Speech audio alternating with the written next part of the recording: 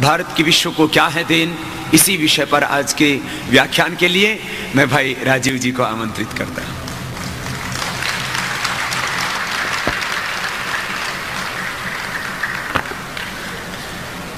परम पूजनीय स्वामी जी, भारत स्वाभिमान और पतंजलि योग समिति के सभी सम्माननीय बहनों भाइयों, आज मैं आपसे एक बहुत महत्वपूर्ण विषय पर बात करना चाहता हूँ, संवाद करना चाहता हूँ, और वो विषय है दुनिया को भारत की देन, विश्व को भारत की देन। भारत ने अब तक दुनिया को क्या क्या दिया है, भारत के द्वारा दुनिया में क्या क्या आया है, ज्ञान के स्तर पर हमने दुनिया को क्या दिया है, नीतियों के स्तर पर हमने दुनिया को क्या दिया है, व्यवस्थाओं के स्तर पर हमने दुनिया को क्या दिया है। ऐसे कुछ विषयों पर मैं आज आपसे बात करूंगा। बहुत सारी रोचक जानकारियां आपके सामने प्रस्तुत करने की कोशिश करूंगा। कई जानकारियां आपके सामने ऐसी आएंगी जो आपने पहले सुनी नहीं होंगी, किसी ने आपको बताया नहीं होगा, चर्चा भी शायद आपके बीच में नहीं हुई होगी। मेरी आपसे एक विनम्र प्रार्थना है, वो ये कि आज जो जानकारियां आपको ऐसी लगें कि आपने पहले कभी नहीं सुना या पहले कभी उसके बारे में नहीं जाना, किसी ने आपको उसके बारे में नहीं बताया, तो इन जानकारियों को आप यहाँ से लौटने के बाद अधिक से अधिक लोगों को बताएं, ताकि उनका अज्ञान इस माध्यम से हम दूर कर सकें जो भारत स्वाभिमान का माध्यम है। मैं सबसे पहले बात शुरू करना चाहता हूँ आज के व्याख्यान में, वो यहाँ से कि हम सभी विद्यार्थी रहे हैं और अपने जीवन में पढ़ाई करके निकले। सभी ने प्राथमिक स्तर पर, माध्यमिक स्तर पर, फिर उच्च कक्षाओं के स्तर पर काफ़ी कुछ पढ़ा लिखा है, लेकिन हमारे मन में बचपन से जो एक बात घुसाई जाती है, बिठाई जाती है या पढ़ाई जाती है, वो ये कि दुनिया में भारत सबसे ज़्यादा पिछड़ा हुआ देश रहा। फिर पढ़ाया जाता है, बताया जाता है कि दुनिया में सबसे ज़्यादा गरीब देश भारत रहा। फिर बताया और पढ़ाया जाता है कि दुनिया को कभी कुछ भारत ने नहीं दिया, भारत को दुनिया के देशों ने बहुत कुछ दिया। हमको बताया और पढ़ाया जाता है कि अगर अंग्रेज नहीं आते तो इस भारत में कुछ नहीं होता, अंग्रेज नहीं आते तो शिक्षा नहीं होती, अंग्रेज नहीं आते तो विज्ञान नहीं आता, अंग्रेज नहीं आते तो तकनीकी नहीं आती, अंग्रेज नहीं आते तो रेल नहीं आती, अंग्रेज नहीं आते तो हवाई जहाज नहीं होता। ऐसी ऐसी बातें हम बचपन से पढ़ते आते हैं, सुनते आते हैं और आपस में चर्चाएं भी करते रहते हैं। और मुझे सबसे ज़्यादा दुख और दुर्भाग्य इस बात का लगता है कि हमारे अध्यापक हमको ये सब पढ़ाते हैं। गुरु हमारे जो आज के वर्तमान में है, अब गुरु तो कम हो गए हैं, शिक्षक ज़्यादा रह गए हैं, तो वर्तमान में जो हमारे शिक्षक हैं, अध्यापक हैं, वही हमको ये सब पढ़ाते हैं और बताते हैं इस तरीके से कि दिमाग में घुसा देते हैं, फिर उसका निकलना मुश्किल हो जाता है।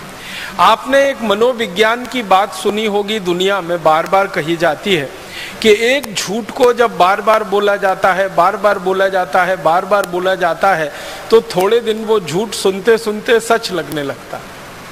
तो भारत के बारे में पिछले कम से कम 250-300 वर्षों से एक झूठ पूरी दुनिया में बोला जा रहा है कि भारत एक गरीब देश, भारत एक पिछड़ा देश, भारत एक अवैज्ञानिक देश, भारत एक ऐसा देश जहाँ विज्ञान नहीं, जहाँ तकनीकी नहीं, जहाँ गणित नहीं, जहाँ भौतिक शास्त्र नहीं, जहाँ रसायन शास्त्र नहीं, कुछ भी नहीं। भारत एक ऐसा देश जो हर समय दूसरों पर निर्भर, भारत एक ऐसा देश जो हमेशा परावलंबी, भारत एक ऐसा देश जिसकी अपनी सभ्यता और संस्कृति में गौरव करने लायक कुछ नहीं, और जो कुछ गौरव करने लायक है वो पाखंड है, जो कुछ गर्व करने लायक है वो अवैज्ञानिक है, उसका कोई वैज्ञानिक आधार नहीं, उसका कोई तार्किक आधार नहीं। इसी तरह की बातें पढ़ते पढ़ते, सुनते सुनते हम सब बड़े हुए हैं। और हमारे शिक्षकों को जब हम ये प्रश्न करते हैं कि आप ये सब हमें क्यों पढ़ाते हैं, तो कहते हैं हमको किसी ने ऐसे ही पढ़ाया है तो हम तुमको पढ़ाते हैं।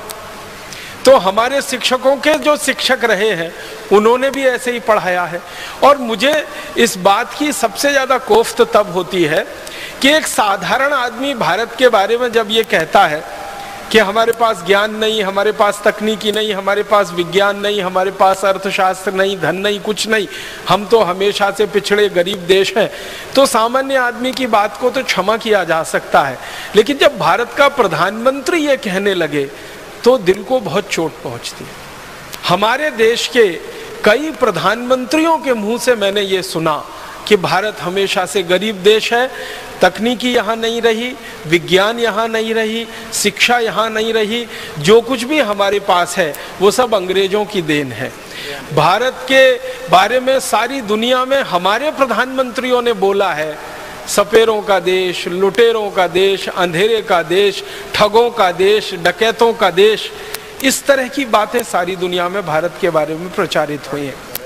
गडरियों का देश, ऐसे ऐसे बात हमारे देश के बारे में दुनिया के लोगों के सामने आए हैं कि शर्म आती है। कई बार अपना जी करता है कि क्या करें। हमारे वर्तमान प्रधानमंत्री के द्वारा लंदन के ऑक्सफोर्ड हॉल में दिए गए भाषण की याद दिलाना चाहता हूं, जो उन्होंने ऑक्सफोर्ड यूनिवर्सिटी में दिया जब उनको डॉक्टरेट की मानद उपाधि दी जा रही थी। और उन्होंने यही कहा कि हम अंग्रेजों के बहुत आभारी हैं, जो अंग्रेज भारत में नहीं आते तो हमको तो ना विज्ञान पता था, ना तकनीकी पता थी, ना हमारी शिक्षा व्यवस्था कोई होती, ना हमारे पास कोई अर्थव्यवस्था होती, ना हमारे पास कोई कृषि व्यवस्था होती, ना हमारे पास डाकतार विभाग होता, ना रेलवे विभाग होता, वगैरह वगैरह। लंबा भाषण हमारे प्रधानमंत्री ने ऑक्सफोर्ड में दिया। 40 मिनट तक वो ये गुणगान करते रहे कि अंग्रेजों का आना भारत के लिए वरदान था, अगर अंग्रेज नहीं आते तो हम तो आज भी अंधेरे में डूबे हुए रहते। अब ये जो वर्तमान प्रधानमंत्री का बयान है, वैसा ही बयान हमारे प्रथम प्रधानमंत्री ने भी कई बार हमारी संसद में दिया। अपनी संसद में कहा भारत के प्रथम प्रधानमंत्री ने कि अगर अंग्रेजों का भारत के साथ संयोग नहीं होता तो भारत तो हमेशा अंधकार और अंधेरों में डूबा हुआ देश ही रहता।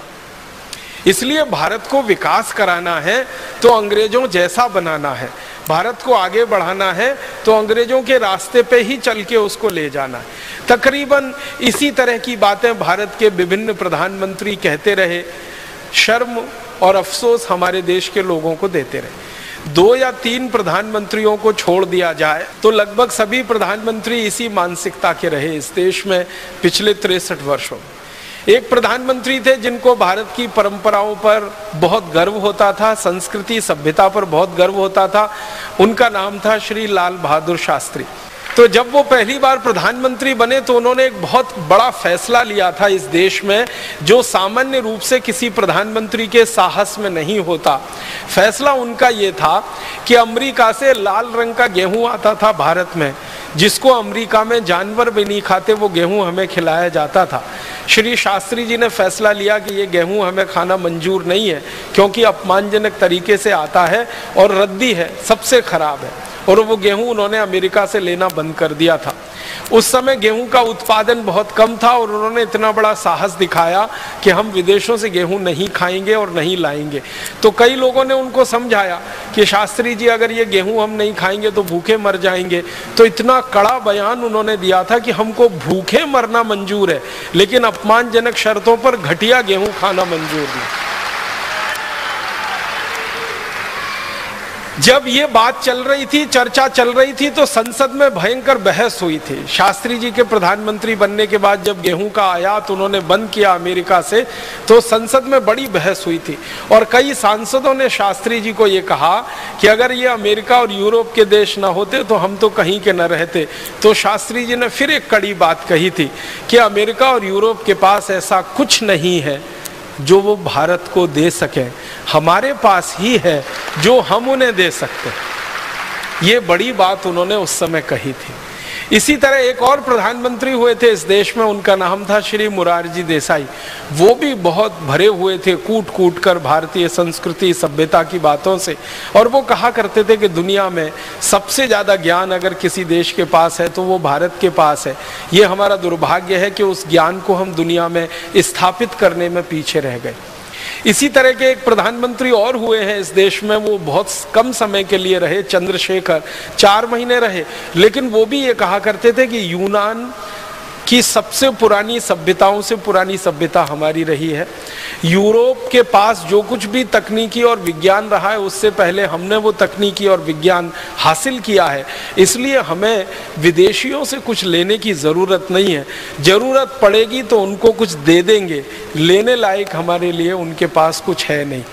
तो ऐसी बातें कहने वाले 2-3 प्रधानमंत्रियों को छोड़कर लगभग सभी प्रधानमंत्री इस मानसिकता के हुए कि भारत के पास कभी कुछ नहीं रहा, हमने कभी कुछ दुनिया को दिया नहीं, हमने हमेशा दूसरों के सामने हाथ पसार कर भीख मांगी है, चाहे ज्ञान की हो, चाहे पैसे की हो, चाहे तकनीक की हो, जो भी है हम दूसरों से लेकर अपने को आगे बढ़ाते रहे। ये बहुत बड़ा भ्रम है, ये बहुत बड़ा मिथ है।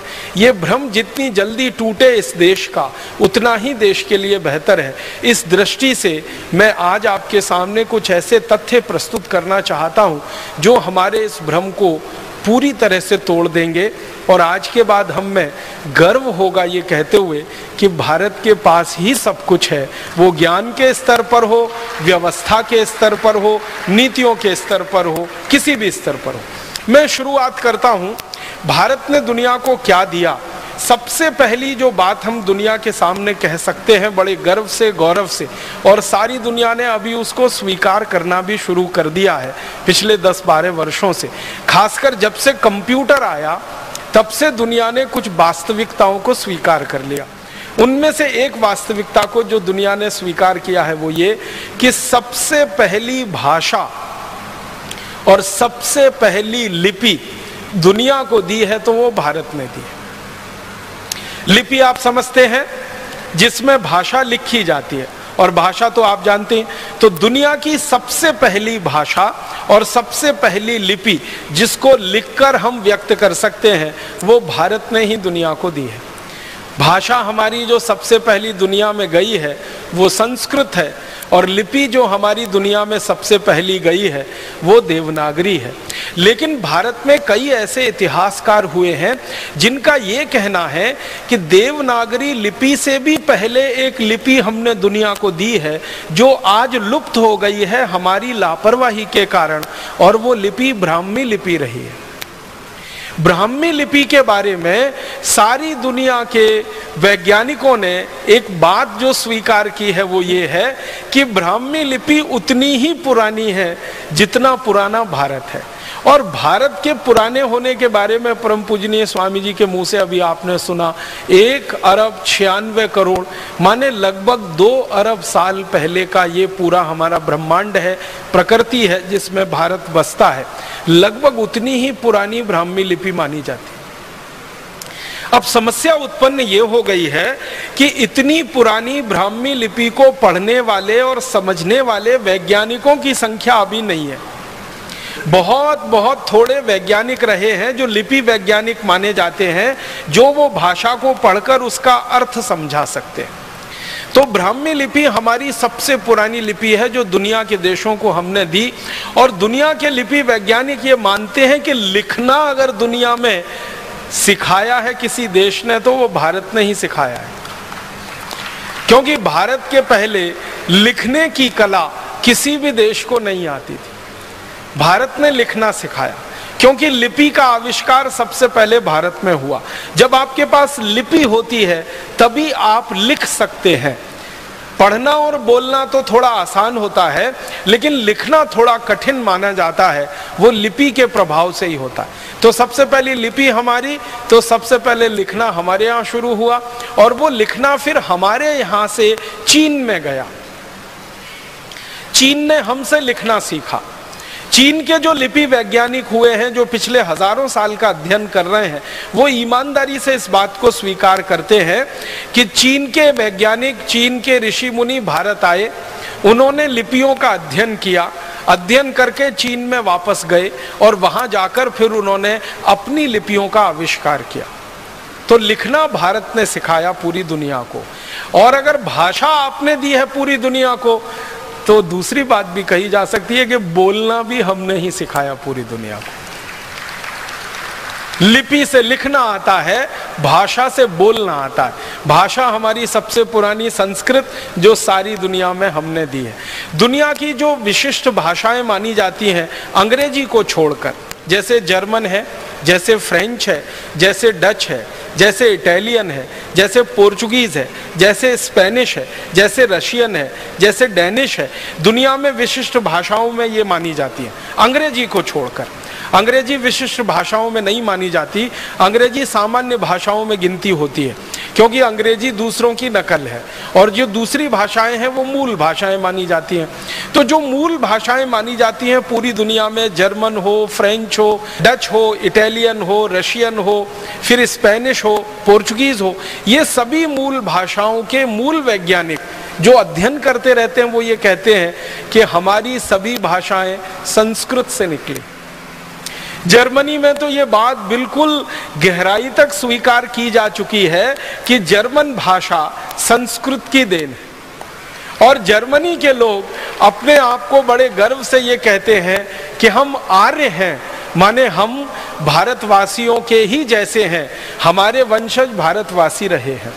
जर्मनी की जो हवाई जहाज की सेवा है ना, उनकी सबसे बड़ी हवाई सेवा, उसका नाम है लुफ्थहान्सा।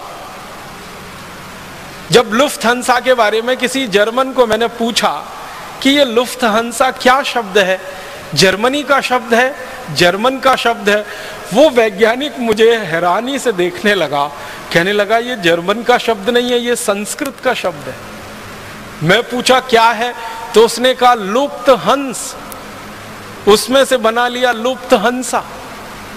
लुप्त माने खत्म हो गए, विलीन हो गए, और हंस जानते हैं एक बहुत विशेष किस्म का पक्षी जो आज दुनिया में हमें दिखाई नहीं देता। एक जमाने में सबसे ज्यादा ये हंस भारत में ही हुआ करते थे, तो उन्होंने कहा भारत के संस्कृत में से हमने ये निकाला है लुप्त हंसा। हंस जो लुप्त हो गए उनके नाम पर हमारी पूरी एयरलाइन चलती है जिसको लुफ्थहान्सा कहते हैं।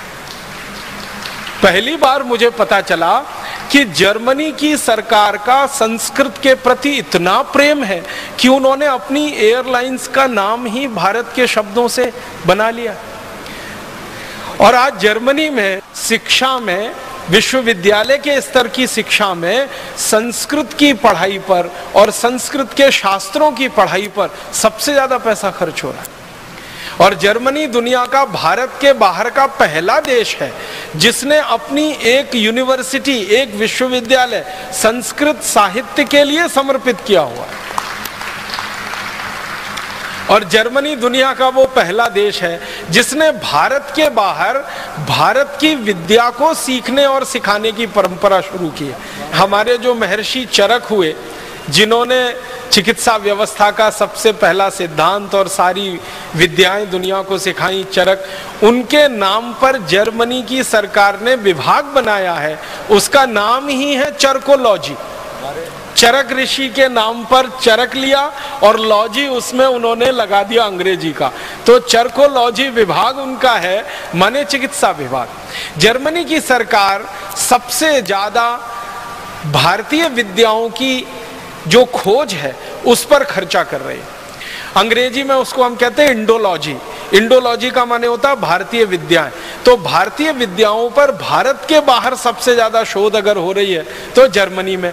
और जर्मन वैज्ञानिकों से जब हम पूछते हैं कि ये सब आप क्यों कर रहे हैं, तो कहते हैं वो संस्कृत का कारण है, क्योंकि संस्कृत सबसे पुरानी भाषा है, सबसे पहली भाषा है, इसलिए सबसे पुराना और सबसे पहला ज्ञान भी इसी में है, और वो ज्ञान हमें सीखना है ताकि हम हमारे देश को आगे बढ़ा सकें। तो सबसे पहली भाषा और सबसे पहली लिपि हमने दुनिया को दी।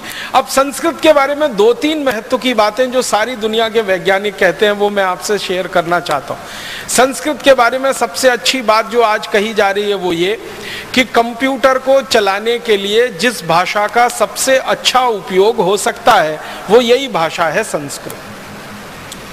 कंप्यूटर चलाने के लिए आप जानते हैं कुछ सिद्धांत तय किए जाते हैं, उनको अंग्रेजी में एल्गोरिथम्स कहते हैं। जो एल्गोरिथम सबसे अच्छी बनी है आज तक पूरी दुनिया में वो संस्कृत में ही बनी है, अंग्रेजी में नहीं बनी।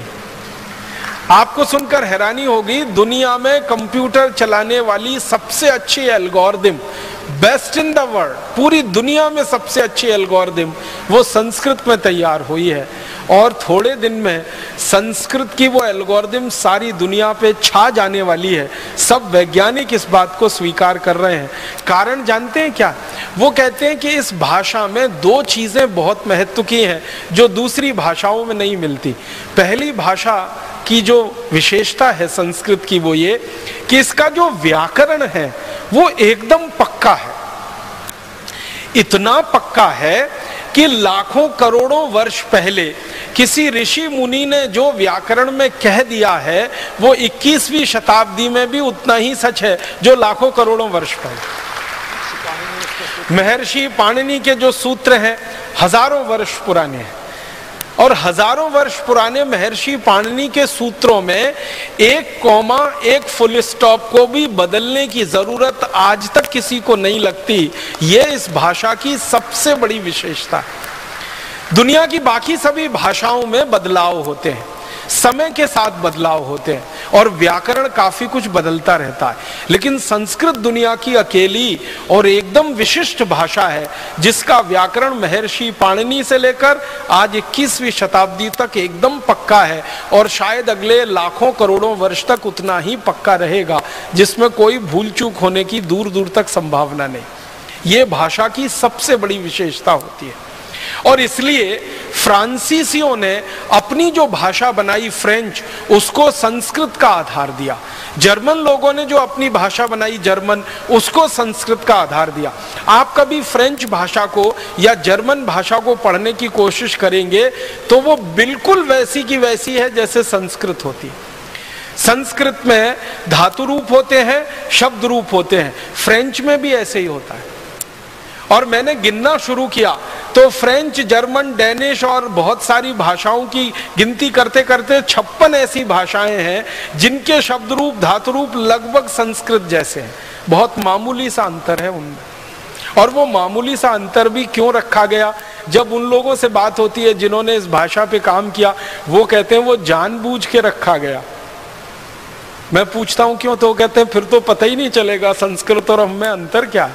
तो हमने जानबूझ के कुछ अंतर छोड़ रखा है, शायद वो अंतर भी थोड़े दिन में खत्म हो सकता है। दूसरी सबसे बड़ी बात है जो सारी दुनिया के वैज्ञानिक अब स्वीकार करते हैं कि भारत की अकेली विशिष्ट भाषा संस्कृत है जिसके पास शब्दों का सबसे बड़ा भंडार है। इतना बड़ा शब्द भंडार किसी भाषा में नहीं है जो संस्कृत भाषा के पास है। दुनिया की सबसे ज्यादा बोली जाने वाली भाषा जिसको हम अंग्रेजी कहते हैं या रशियन कहते हैं या जर्मन कहते हैं या फ्रेंच कहते हैं या डच, पोर्चुगीज, स्पेनिश कहते हैं, जिनको कहा जाता है या चाइनीज कहते हैं, इन सब भाषाओं से हजारों गुना ज्यादा शब्द संस्कृत में। महर्षि पाणिनि ने संस्कृत का ग्रामर जब तय किया, उस समय से लेकर और आज तक अगर संस्कृत के इस्तेमाल किए गए शब्दों की गणना की जाए कि कितने संस्कृत शब्द भाषा के स्तर पर इस्तेमाल हुए हैं और लोगों के बीच में वो आए हैं, शास्त्र के माध्यम से, साहित्य के माध्यम से, बोलचाल के माध्यम से, तो संस्कृत भाषा में अब तक जिन शब्दों का इस्तेमाल हो चुका है और भविष्य में और होगा, 102 अरब 78 करोड़ 50 लाख शब्दों का इस्तेमाल अब तक संस्कृत भाषा में हो चुका है। 102 अरब 78 करोड़ 50 लाख इतने शब्दों का इस्तेमाल महर्षि पाणिनि के समय से लेकर और अभी तक हो चुका है। और संस्कृत के विद्वान कहते हैं कि अगर आज से अगले 100-200 साल की बात हम करें और इसी तरह से संस्कृत में काम चलता रहे तो इतने ही शब्दों का और इस्तेमाल अगले 100 से 200 वर्षों में हो चुका होगा। जब संस्कृत कंप्यूटर की भाषा हो जाएगी थोड़े दिन में, क्योंकि दुनिया की सबसे अच्छी एल्गोरिदम संस्कृत में तैयार हुई है और सामान्य कंप्यूटर की भाषा में संस्कृत आने लगेगी, तो वैज्ञानिकों का कहना है कि 102 अरब 78 करोड़ 50 लाख जो शब्द अब तक इस्तेमाल हुए हैं, इतने ही शब्द और इस्तेमाल हो चुके होंगे अगले 100 से 150-200 वर्षों में।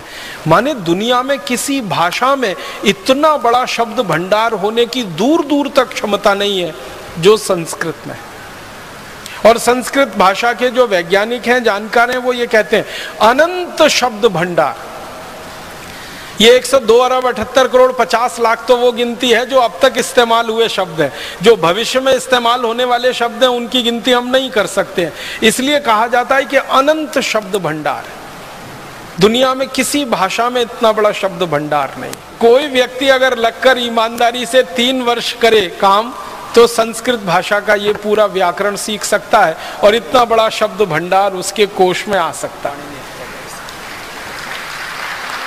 हमारे परम पूज्य ऋषि महर्षि पाणिनि ने जो लिखा है अष्टाध्यायी, उसको 3 वर्ष में पढ़कर कोई व्यक्ति बड़ा पंडित हो सकता है।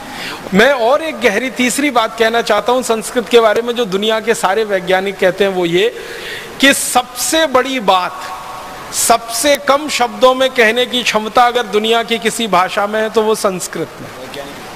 सबसे बड़ी बात, एक वाक्य हो सकता है बहुत बड़ा, अगर हम पेज के लाइन के हिसाब से देखें तो बहुत सारे वाक्य ऐसे हो सकते हैं जो 1/4 पेज के हों, 1/3 पेज के हों, आधे पेज के हों। संस्कृत की ताकत इतनी बड़ी है कि उनको सबसे कम शब्दों में कह सकती है और पूरी बात उसमें आ सकती है, एक बात भी उसमें छूटे बिना। तो ये तीसरी सबसे बड़ी बात जो इस भाषा में है कि बड़े से बड़ी बातों को सूत्र रूप में, संक्षेप रूप में कह देने की ताकत इस भाषा में है, जो दूसरी भाषाओं में बहुत कम मिलती है।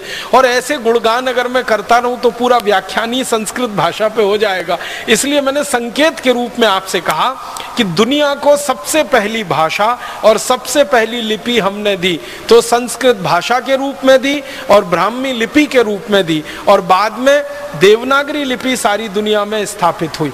बहुत सारे वैज्ञानिक इस बात के लिए आजकल चर्चाएं कर रहे हैं सारी दुनिया की भाषाओं का झगड़ा मिटा दें।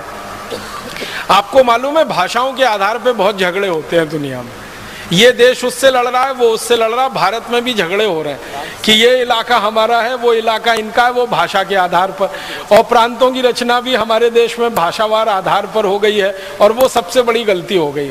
तो भाषा के आधार पर दुनिया में बहुत झगड़े हैं, लेकिन कई वैज्ञानिक मुझे ये कहते रहते हैं कि सारे झगड़े मिट सकते हैं अगर सब भाषाओं की लिपि देवनागरी हो जाए तो सारी दुनिया की भाषाओं के झगड़े मिट सकते हैं। हमारी भारत में कन्नड़ है, तमिल है, तेलुगु है, मलयालम है, उड़िया है, बांग्ला है, आसामी है, मराठी है, गुजराती है, और दुनिया में फ्रेंच है, जर्मन है, डच है, फिर स्पेनिश है, फिर पोर्चुगीज है। ऐसी 20 50 सैकड़ों भाषाओं को देवनागरी में लिखना शुरू कर दिया जाए तो सारे झगड़े मिट सकते हैं।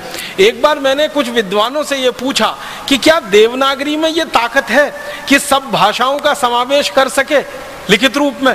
उन्होंने कहा देवनागरी में ही ताकत है और किसी लिपि में ये ताकत ही नहीं है पूरी दुनिया में जो सब भाषाओं को वो समाविष्ट कर सके अपने आप। इस समय हमारे देश में मराठी भाषा देवनागरी में ही लिखी जाती है, हिंदी तो देवनागरी में लिखी ही जाती है, नेपाली भाषा देवनागरी में, संस्कृत तो लिखी ही जाती है।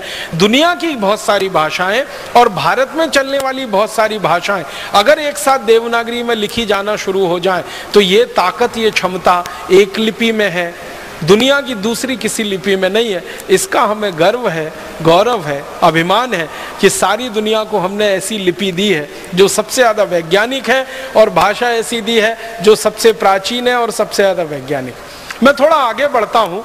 चूंकि संस्कृत सबसे समृद्ध भाषा है तो इस भाषा में लिखा गया साहित्य भी सबसे ज़्यादा समृद्ध ही होगा।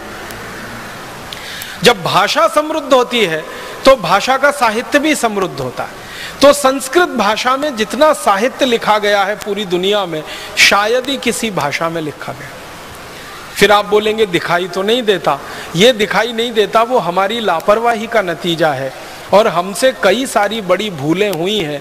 उनमें से एक बड़ी भूल ये हुई है कि अपने साहित्य को बचाकर हम नहीं रख सके। पिछले 1000 वर्षों में हमारे साहित्य का बहुत नुकसान हुआ है। पिछले 1000 वर्षों आपको शायद ये जानकर हैरानी होगी कि विदेशी लुटेरों ने जब से भारत में आना शुरू किया तो भारत की संपत्ति को ही नहीं लूटा, यहाँ के साहित्य को भी लूटा, क्योंकि ज्ञान उसमें भरा पड़ा है।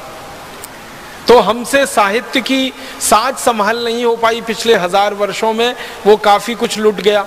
और कई विदेशी आक्रांता तो ऐसे आए जिन्होंने हमारे साहित्य को जला दिया। आपने सुना है तक्षशिला की कहानी? भारत की सबसे बड़ी पुस्तकालय की कितनी दुर्वस्था हुई थी कि उसको जला दिया गया था। और तक्षशिला की पुस्तकों को जला देने के बाद की कहानी ये है कि 6 महीने तक विदेशी आक्रांताओं ने उन किताबों के पन्नों को जला जलाकर अपना पानी गर्म किया था।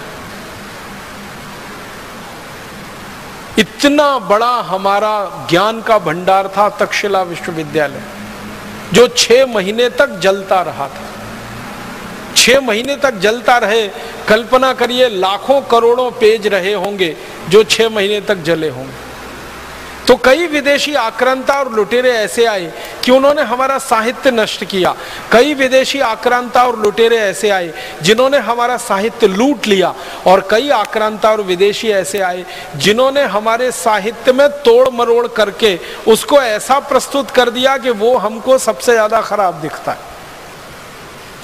जैसे वेदों की बात करें, हमारे जो मूल वेद है ना, वो भारत में अभी हम ढूंढने निकले तो मुश्किल से मिलते हैं।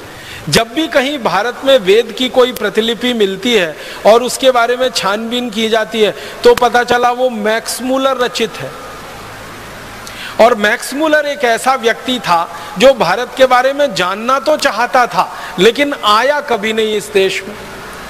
अपने घर में बैठे बैठे भारत के बारे में जो कुछ मिल गया उसको ज्ञान, वो उसने लिख दिया। वेदों को उसने पढ़ा पूरी रुचि से, संस्कृत सीखी उसके लिए, लेकिन बहुत सारी चीजें उसको समझ में नहीं आई वेदों में, तो उसको अपने तरीके से लिख मारा। और आज हमें वो दिखाई देती हैं तो हमको वो विरोधाभासी लगती हैं। वो विरोधाभासी होने का कारण ये है कि मूल ग्रंथों के साथ छेड़छाड़ कर दी हमारे लोगों ने, शास्त्रों के साथ छेड़छाड़ कर दी, ज्ञान के भंडार के साथ छेड़छाड़ कर दी।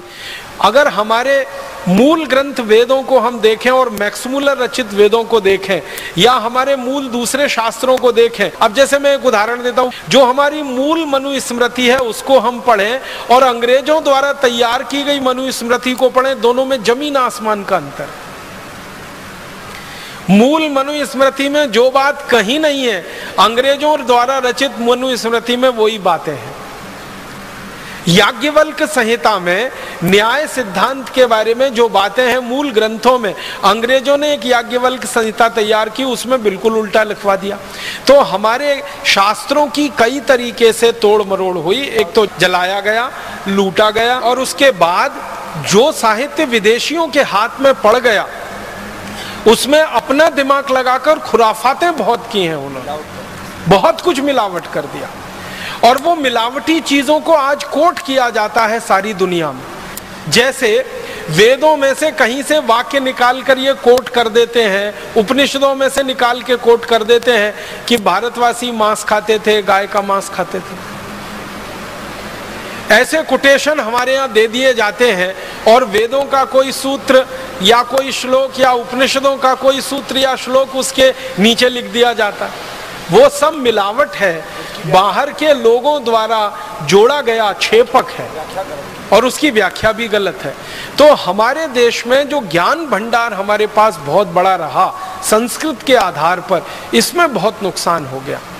ज्ञान हमारे यहाँ दुनिया में सबसे ज्यादा रहा है क्योंकि भारत जो नाम है ना, वो एक रूप में ज्ञान का ही हिस्सा है। भा माने होता है ज्ञान और रथ माने होता है लगा हुआ। ज्ञान में रथ, ज्ञान में लगा हुआ देश ही है भारत। तो हमसे ज्यादा ज्ञान शायद ही किसी के पास होगा, लेकिन वो ज्ञान में पिछले 1000-1500 वर्षों में बहुत कमी आई। या तो वो लुटा, या तो विदेशियों द्वारा जलाया गया, या तो उसमें उन्होंने अपने छेपक जोड़ दिए, मिलावट कर दी और वो हमारे सामने प्रस्तुत हो गया। ये आज हम सब भारतवासियों के लिए बहुत बड़ी चुनौती का काम है, बहुत बड़े शोध का काम है कि जो हमारे मूल शास्त्र रहे हैं, मूल हमारे ग्रंथ रहे हैं और जो मूल ज्ञान की बातें रही हैं, उनको पुनर्खोज करके देश के सामने प्रस्तुत किया जाए ताकि ये जो मिलावट वाला हिस्सा है ये दूर हो सके और हमको शुद्ध ज्ञान मिल सके। चेले और चेलियां तो हमारे दादा दादी ही थे, नाना नानी थे, वो ऐसे ही दाल पकाते थे। अब उस दाल को पकने में थोड़ा समय लगता था, तो दाल को पकने में तो समय लगना ही चाहिए, क्योंकि आज का जो भौतिक विज्ञान कह रहा है ना, हजारों साल हमारे ऋषि मुनि वो कह गए, हमारे ऋषि मुनियों ने ये कहा, महर्षि भारद्वाज का एक सूत्र है, वो ये कहते हैं कि जो वस्तु खेत में जितनी देर में पकती है वो भोजन में भी उतनी देर में ही पकेगी। अब ध्यान दीजिएगा, दाल खेत में सबसे ज्यादा देर में पकती है। आपको मालूम है अरहर की दाल पकने में तो 6 महीना लग जाता है, कोई कोई दालें पकने में 8 महीना लग जाता है। तो खेत में जो दालें देर में पकती हैं, घरों में भी वो देर में पकेंगी। ये महर्षि भारद्वाज कह गए हजारों साल पहले। यूरोप के वैज्ञानिक अब उसको स्वीकार कर रहे हैं कि हाँ, बात तो ये सही है, दाल तो देर में पके तभी पौष्टिकता दे सकती है, और पौष्टिकता के साथ साथ स्वाद भी वो तभी देती है जब धीमी धीमी धीमी धीमी आंच पर पके। हमने वो जल्दी के चक्कर में कुकर लेके 10 मिनट में दाल पक जानी चाहिए उसको खाना शुरू किया है, और ये जोड़ों का दर्द फोकट में अपने शरीर में लेना शुरू कर दिया। डायबिटीज ले ली है, अर्थराइटिस ले लिया है, माने हमें पोषकता मिल नहीं रही है खाने की, क्योंकि महर्षि भागवत के सूत्र का पालन ही नहीं कर रहे हैं हम। तो वो कहते हैं कि खाने बनाते समय पवन का स्पर्श, सूर्य का प्रकाश बहुत जरूरी है। यूरोप के वैज्ञानिक अब पहुंचे। मैंने ये बात थोड़ी विस्तार से इसलिए कही कि ऐसे सैकड़ों हजारों सूत्र हैं जिनको यूरोप के वैज्ञानिक अब सिद्ध कर पा रहे हैं, और हमारे ऋषि मुनि हजारों साल पहले के। एक और सूत्र याद आता है तो आपको बताता हूं। हमारे ये जो ऋषि मुनियों के शास्त्र है ना, ग्रंथ है, भागवत जी का है अष्टांग हृदयम, अष्टांग संग्रहम, या कोई दूसरा ग्रंथ पढ़ेंगे तो उसमें एक अभ्यास होता, अध्याय होता स्वस्थ व्रत। उसमें एक सूत्र है उषा पान का, सुबह सुबह उठ के पानी पीने का। परम पूजनीय स्वामी जी भी आपको बताते रहे। इस पर जापान में सबसे ज्यादा रिसर्च हुई है। आप हैरान हो जाएंगे, जापानियों ने अरबों डॉलर इस पे बहा दिया। एक सूत्र पर शोध करा है पिछले 40 साल, सवेरे उठकर पानी पीना। हमारे ऋषि मुनि हजारों साल पहले फोकट में बता गए सवेरे उठ के पानी पियो, और हम पीते भी रहे और उसके फायदे हमको होते रहे। अब वो फायदे हमको हजारों साल पहले मालूम है। सुबह उठकर पानी पियो तो 2 बड़े लाभ हैं। सबसे पहला लाभ है कि रात भर को मुंह की लार जो जमा हो गई वो अंदर गई, जो बहुत ज्यादा एल्केलाइन होती है। आप जानते हैं ये लार जो है ना क्षारीय होती है, और सुबह सुबह पेट में सबसे ज्यादा अम्ल तैयार होता है।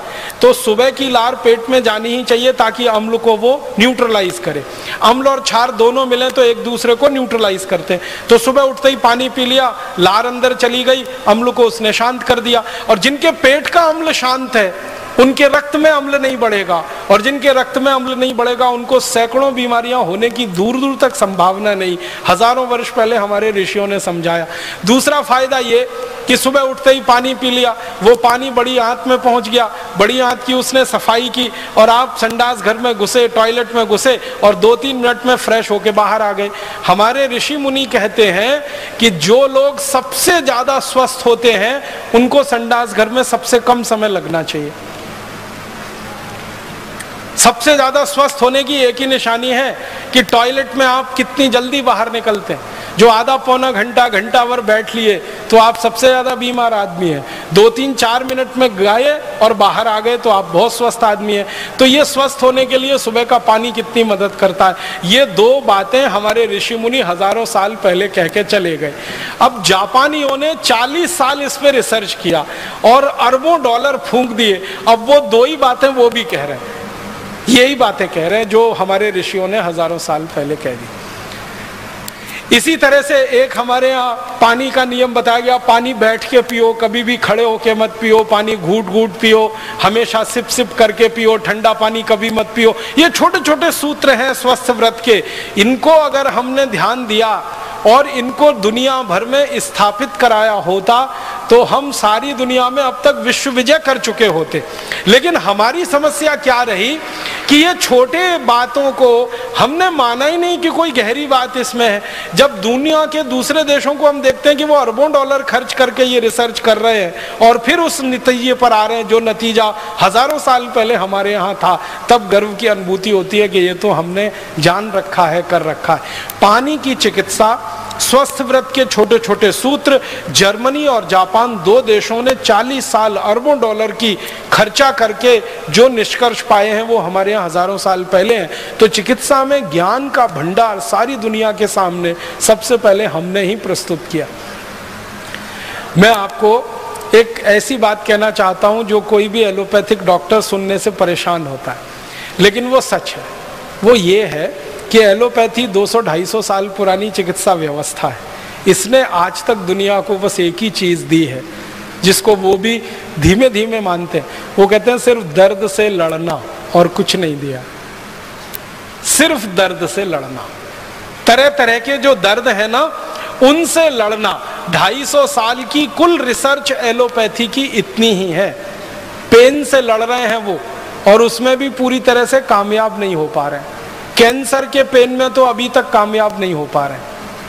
दूसरे तरह के दर्दों में थोड़ी कामयाबी मिली है, बाकी नहीं है। तो पूरी कुल जमा उनकी शोध है। जितनी दवाएं उन्होंने बनाई हैं, हजारों किस्म की, उनकी मदद से एक ही काम कर रहे हैं, दर्द की कमी या दर्द से लड़ना या दर्द पे काबू करना। इससे ज्यादा उनके पास कुछ नहीं है। मैं एलोपैथी चिकित्सा के एक पुराने उदाहरण को आपके सामने कहता हूं कि हमारी चिकित्सा कैसी रही और ये एलोपैथी की कैसे रही। अमेरिका में सबसे पहला राष्ट्रपति हुआ जॉर्ज वॉशिंगटन। अमेरिका का जब आप इतिहास पढ़ेंगे तो आपको ये जानकारी मिलेगी, हंसी आएगी आपको, और आपको अपने ऊपर गर्व भी होगा। दोनों ही बातें हैं। जॉर्ज वॉशिंगटन की कहानी आप सब पढ़िए। कहानी यह है कि वो अमेरिका का पहला राष्ट्रपति बना। अमेरिका गुलाम था अंग्रेजों का। अंग्रेजों की गुलामी से अमेरिका आज़ाद हुआ और 1776 में उनको आज़ादी मिली और वो पहला राष्ट्रपति बना। और वो बीमार हो गया। बीमारी आती है, यूरोप और अमेरिका में तो ज़्यादा ही बीमारी आती रही है, क्योंकि ठंड वाला इलाका है, सूरज का धूप है नहीं, सूरज का प्रकाश पर्याप्त है नहीं, इसलिए वायरल इन्फेक्शन सबसे ज़्यादा उन्हीं देशों में होते हैं। और इसलिए एंटी वायरल जितनी भी मेडिसिन है सबसे ज़्यादा उन्होंने खोजी है। बैक्टीरियल इन्फेक्शन भी बहुत होते हैं, क्योंकि धूप नहीं है, सूरज का प्रकाश नहीं है, तो एंटी बैक्टीरियल ड्रग्स भी सबसे ज़्यादा उन्होंने ही बनाए। तो जिस देश में सबसे पहले एलोपैथी आई और या एलोपैथी सारी दुनिया में फैली, अमेरिका देश, उस अमेरिका के राष्ट्रपति को बुखार आ गया। जॉर्ज वॉशिंगटन बुखार में बीमार हो गया। अब बीमार हो गया तो उनके सारे चिकित्सक देश भर के और दुनिया भर के इकट्ठे होकर विचार करें कि इनका बुखार कैसे खत्म किया जाए, और जॉर्ज वॉशिंगटन का वो बुखार कम नहीं कर पाए। बुखार बढ़ता ही जाए, बढ़ता ही जाए, बढ़ता ही जाए, कम ना हो, कम ना हो। तो अंत में ये सब एलोपैथी के बड़े बड़े डॉक्टरों ने आपस में मिलकर एक फैसला किया, इसमें आप हंसना नहीं, गंभीरता से इसको लेना, कि जॉर्ज वॉशिंगटन के शरीर में खराब खून घुस गया है, इसको निकाला जाए, तभी बुखार ठीक होगा। तो पता है उन महान भावों ने क्या किया?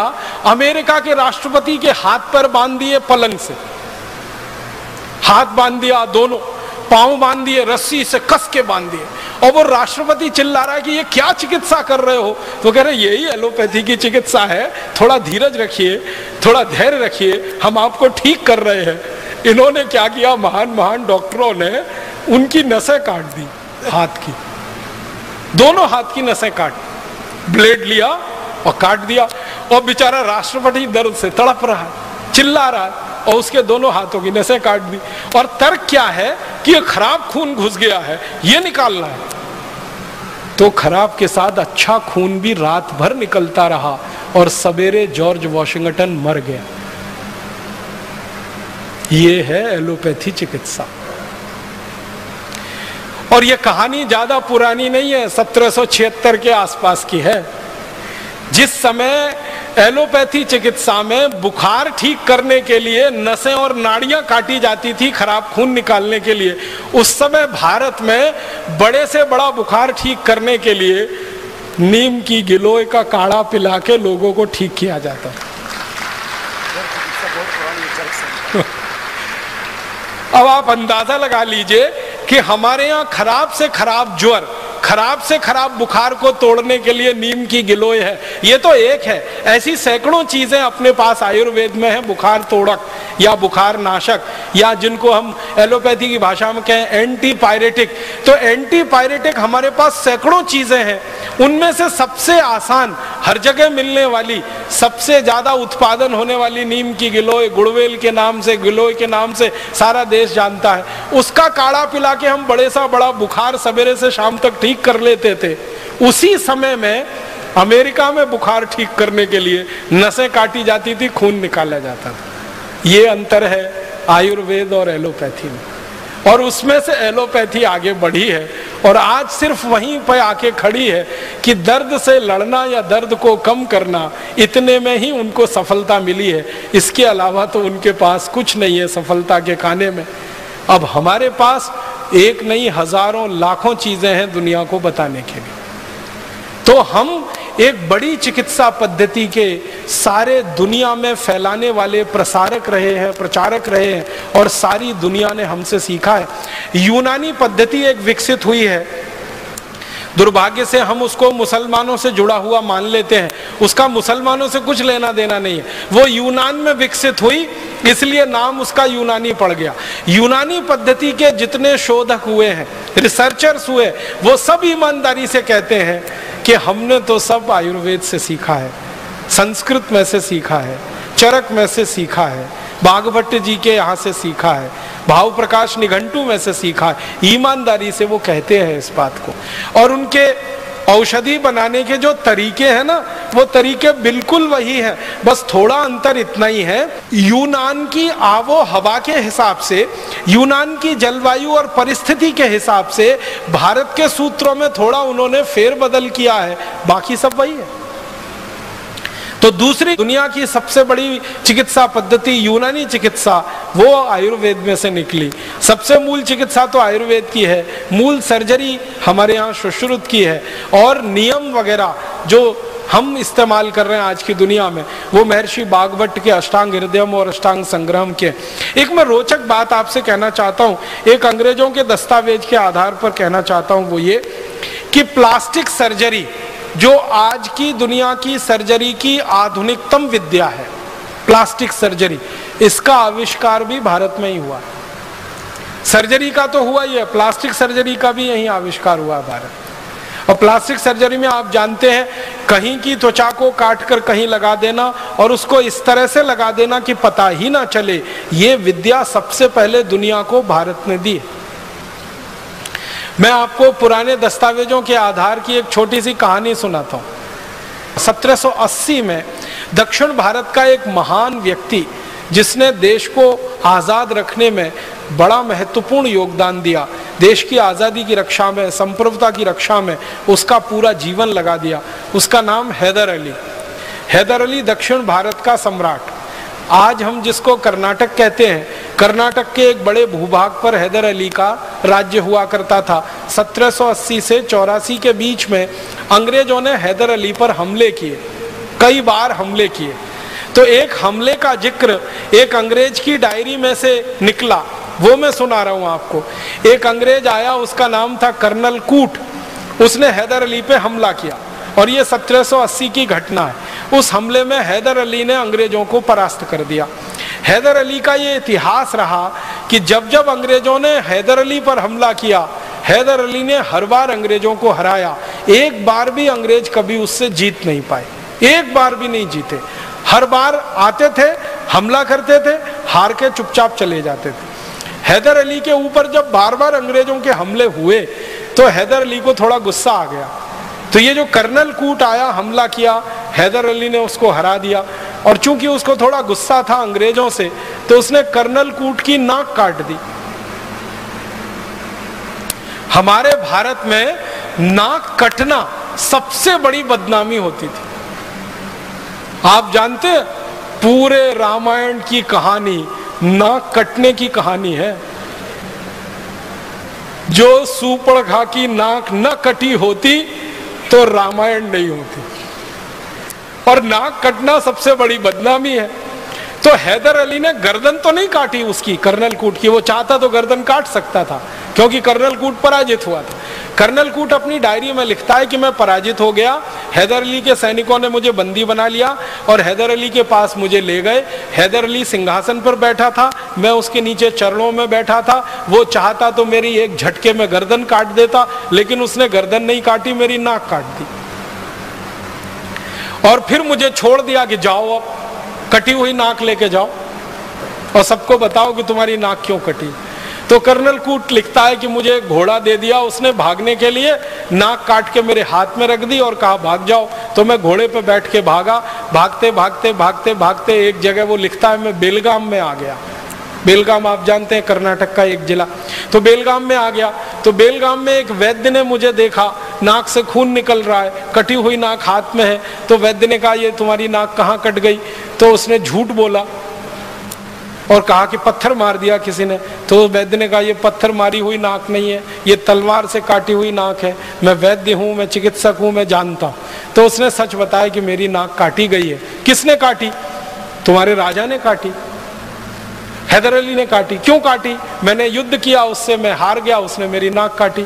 तो वो वैद्य कहता है कि अब तुम क्या करोगे? कटी नाक से इंग्लैंड जाओगे, लंदन जाओगे? कहता है जाने की इच्छा तो नहीं है, लेकिन क्या करूं, जाना ही पड़ेगा।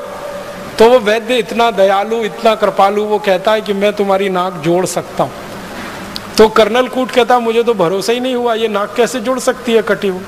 मैंने तो सुना नहीं अपनी जिंदगी में कि एक बार शरीर का कोई अंग कट जाए तो वो जुड़ सकता है। तो वैद्य जी कहते मैं जोड़ सकता हूँ। तो कर्नल कूट ने कहा जोड़ दो।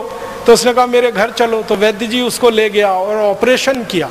उस ऑपरेशन का 30 पन्ने में वर्णन है।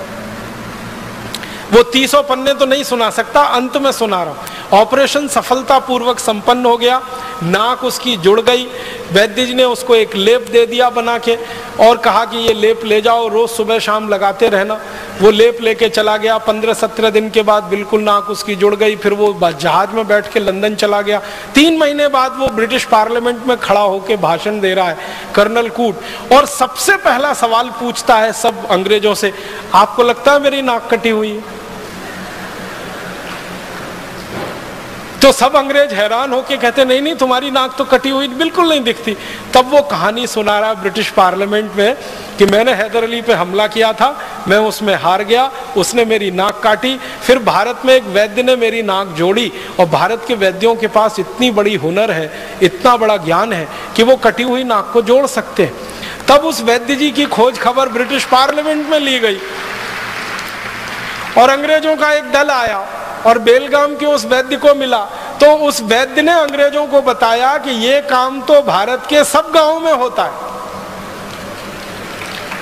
मैं अकेला नहीं हूं, ऐसा करने वाले हजारों लाखों लोग हैं। तो अंग्रेजों को हैरानी हुई, कौन सिखाता है आपको? कहने लगे हमारे इसके गुरुकुल चलते हैं, उन गुरुकुलों में सिखाया जाता। फिर अंग्रेज वो गुरुकुलों में गए, वहां उन्होंने एडमिशन लिया, विद्यार्थी के रूप में भर्ती हुए, फिर सीखा। सीखने के बाद इंग्लैंड में जाकर प्लास्टिक सर्जरी उन्होंने शुरू की। और जिन जिन अंग्रेजों ने भारत में प्लास्टिक सर्जरी सीखी है ना, उनकी डायरियां हैं।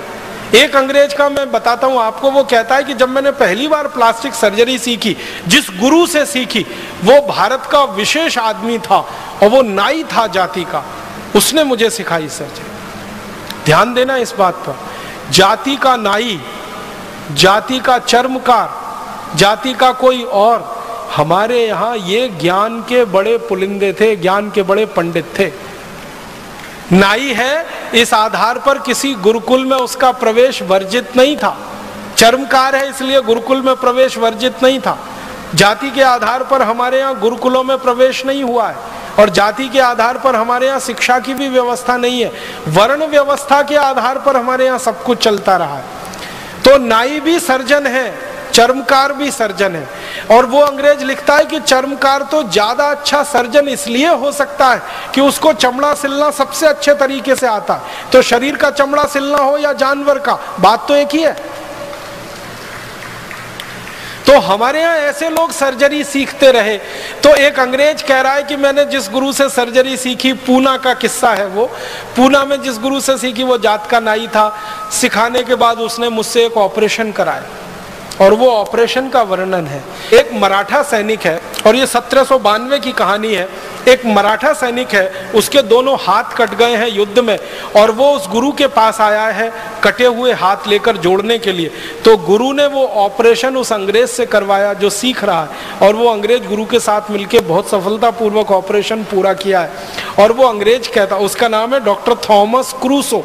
वो अंग्रेज कहता है कि मैंने मेरे जीवन में इतना बड़ा ज्ञान किसी गुरु से सीखा, और इस गुरु ने मुझसे एक पैसा नहीं लिया, फीस नहीं ली। ये मैं बिल्कुल अचंभा मानता हूं, आश्चर्य मानता हूं। और थॉमस क्रूसो ये सीख के गया है। फिर उसने प्लास्टिक सर्जरी का स्कूल खोला और उस प्लास्टिक सर्जरी के स्कूल में फिर अंग्रेज सीखे हैं और अंग्रेजों ने सीख सीख कर फिर दुनिया में फैलाया है। दुर्भाग्य इस बात का है कि सारी दुनिया में प्लास्टिक सर्जरी के उस स्कूल का तो वर्णन है, लेकिन इन वैद्यों का वर्णन अभी तक नहीं आया विश्व ग्रंथों में जिन्होंने अंग्रेजों को प्लास्टिक सर्जरी सिखाई थी। और ये क्यों हम रह गए वंचित? हुआ ये कि 17वीं शताब्दी से 19वीं शताब्दी के बीच में जब सारी दुनिया में ये रिकॉर्डिंग चल रही थी कि किस देश से क्या आया, किस देश ने दुनिया को क्या दिया, इसके लिए सारा भंडारण हो रहा था, ग्रंथालय बन रहे थे। उस समय चूंकि हम अंग्रेजों के गुलाम थे इसलिए हम प्रयास नहीं कर पाए और वहां तक पहुंच नहीं पाए। तो अब हमें ये करना पड़ेगा, आज नहीं तो कल सारी दुनिया में जाकर अपने द्वारा दी गई खोजों को स्थापित कराना पड़ेगा, उनका रजिस्ट्रेशन कराना पड़ेगा, जरूरत पड़नी है तो उस पर पेटेंट लेना पड़ेगा और जरूरत पड़ेगी तो वर्ल्ड पेटेंट लेना पड़ेगा, विश्व पेटेंट लेना पड़ेगा। और पूरी दुनिया में इस ज्ञान को स्थापित कराने के लिए मुझे लगता है कि भारत स्वाभिमान से अच्छा दूसरा कोई अभियान नहीं होगा। हम इस काम को सारी दुनिया में कराएंगे। एक और रोचक जानकारी देता हूं चिकित्सा से संबंधित। 1710 के साल में एक अंग्रेज भारत आया, उसका नाम था डॉक्टर ओलिवर। ये भारत में आके कलकत्ता में आया, कलकत्ता में इसने घूमा, बंगाल घूमा और घूमते हुए इसने एक डायरी लिखी है। उस डायरी के पन्ने का एक पैराग्राफ सुनाऊंगा आपको। वो ये कहता है कि मैंने भारत में आकर पहली बार देखा कि चेचक जैसी महामारी को कितने आसानी से भारतवासी ठीक कर लेते हैं। आपको मालूम है 17वीं शताब्दी में सारी दुनिया में एक महामारी फैली थी जिसको चेचक कहते हैं। इसमें एक बड़ी चेचक होती थी, एक छोटी चेचक होती थी। अफ्रीका में लाखों लोग मर गए थे इसके कारण। लैटिन अमेरिका में लाखों लोग मरे थे इस बीमारी से। अफ्रीका, लैटिन अमेरिका और एशिया के हिस्से में लाखों, शायद करोड़ों भी हो सकते हैं, मरे थे 17वीं शताब्दी के आसपास। ये बीमारी फैली थी, महामारी थी, बीमारी नहीं थी। उस दौरान ये अंग्रेज आया भारत में जिसका नाम था डॉक्टर ओलिवर। वो आया कलकत्ता में, तो वो देखता क्या है कि भारतवासी चेचक की बीमारी को लड़ने के लिए टीका लगाते हैं। और वो कहता है कि मैंने दुनिया में पहली बार देखा। और डॉक्टर ओलिवर का नाम बहुत बड़ा नाम है इंग्लैंड में। इंग्लैंड के लोग उसको बहुत इज्जत से याद करते हैं डॉक्टर ओलिवर को। तो वो कहता है मैंने पहली बार आके देखा भारत जैसे देश में चेचक का टीका लग रहा है। और चेचक का टीका लगाने का उसने अपनी डायरी में वर्णन किया है। तो वो लिखता है कि मैं आया कलकत्ते में 1710 के साल में और मैंने देखा कि भारत में उस समय चेचक की बीमारी सबसे कम है। दुनिया के देशों में सबसे ज्यादा है और यहाँ सबसे कम है। तो इसने कहा कि मैंने खोजना शुरू किया कि ये बीमारी भारत में सबसे कम क्यों है। तो पता चला हर भारतवासी ने चेचक का टीका लगवा रखा है। तो उसका वो वर्णन करता है कि चेचक का टीका एक सुई जैसी वस्तु से लगाया जाता था और वो 3 दिन में किसी भी व्यक्ति को चेचक के प्रति ताकतवर बनाता था, प्रतिकारक शक्ति उसकी दे देता था। और उसके बारे में वो लिखता है कि 3 दिन टीका लगाकर उस व्यक्ति को थोड़ा बुखार आता था। उसके बुखार को ठीक करने के लिए पानी की पट्टियां रखी जाती थी पेट में। 3 दिन में वो व्यक्ति ठीक हो जाता था। एक बार टीका जिसने ले लिया जिंदगी भर के लिए वो चेचक से मुक्त हो जाता था। वो कहता है कि इतना अद्भुत टीका मैंने दुनिया में पहली बार देखा भारत में। और ये कहानी है 1710 की। अब आपको एक हैरानी होगी जानकर, अंग्रेजों ने चेचक का टीका लगाना भारत से सीखा। ये डॉक्टर ओलिवर सीख के गया कलकत्ता से, लंदन गया। लंदन में इसने डॉक्टरों की सभा बुलाई और उनको कहा कि आपको मालूम है हम चेचक से मर रहे हैं और भारतवासी चेचक से लड़ रहे हैं, उनके पास टीका है इसका। तो कोई अंग्रेज मानने को तैयार नहीं इसकी बात को। वो कहते हैं कि गप मार रहे हो। तो वो कहता है मेरे खर्चे से सबको लेके चलता हूं। तो दोबारा फिर आया, अपने साथ कई अंग्रेज डॉक्टरों को लेके आया और कलकत्ता के कई इलाकों में घुमाया उनको और दिखाया कि देखो कैसे घर घर में जाके टीका लगाते हैं चेचक का, और बस एक छोटी सी सुई उसको मामूली सा चुभाते हैं, बस उतने में ही इम्यूनिटी होती है 3 दिन के अंदर। फिर उन्होंने पूछना शुरू किया कि इसमें है क्या, तो वो कहते हैं जो भारत में चेचक का टीका लगाने वाले वैद्य हैं ना, वो बताते हैं कि इसमें कुछ नहीं है, जिनको चेचक हो जाती है उनके शरीर का जो पस होता है वो हम निकाल लेते हैं और सुई की नोक के बराबर किसी के शरीर में प्रवेश करा देते हैं और फिर शरीर उसकी इम्यूनिटी धारण कर लेता है। ये सिद्धांत हमारा है जो दुनिया को हमने दिया। आजकल आधुनिक विज्ञान सिखाता है ना ये टीके के बारे में, पल्स पोलियो अभियान एक चल रहा है, फिर स्मॉल पॉक्स के खिलाफ, फिर ये बड़ी माता के खिलाफ, फिर इसके खिलाफ, फिर बहुत सारा टाइफाइड के खिलाफ जो चलता रहता है और जगह जगह टीके लगाते रहते हैं। ये टीके लगना सारी दुनिया को भारत ने सिखाया है। और टीके के पीछे का जो दर्शन है कि आप जिस बीमारी से लड़ना चाहते हैं उसी बीमारी के जीवाणु को आप शरीर में प्रवेश कराइए ताकि शरीर में प्रतिरक्षा तंत्र उसका मजबूत हो जाए। यह सिद्धांत पूरी दुनिया को हमने दिया। बस दुर्भाग्य हमारा यह है कि इस सिद्धांत का जब दुनिया के वैज्ञानिकों के स्तर पर पंजीकरण हो रहा था, रजिस्ट्रेशन हो रहा था, तब हम वहां हाजिर नहीं थे और इसलिए हमारे नाम से ये दर्ज होने से वंचित रह गया। ये डॉक्टर ओलिवर के नाम से वहां दर्ज है। दुनिया भर के जो रिकॉर्ड्स है ना उनमें डॉक्टर ओलिवर के नाम से ये वर्णित है और डॉक्टर ओलिवर अपनी डायरी में लिख रहा है कि मैंने कलकत्ता में आके सीखा है इसको।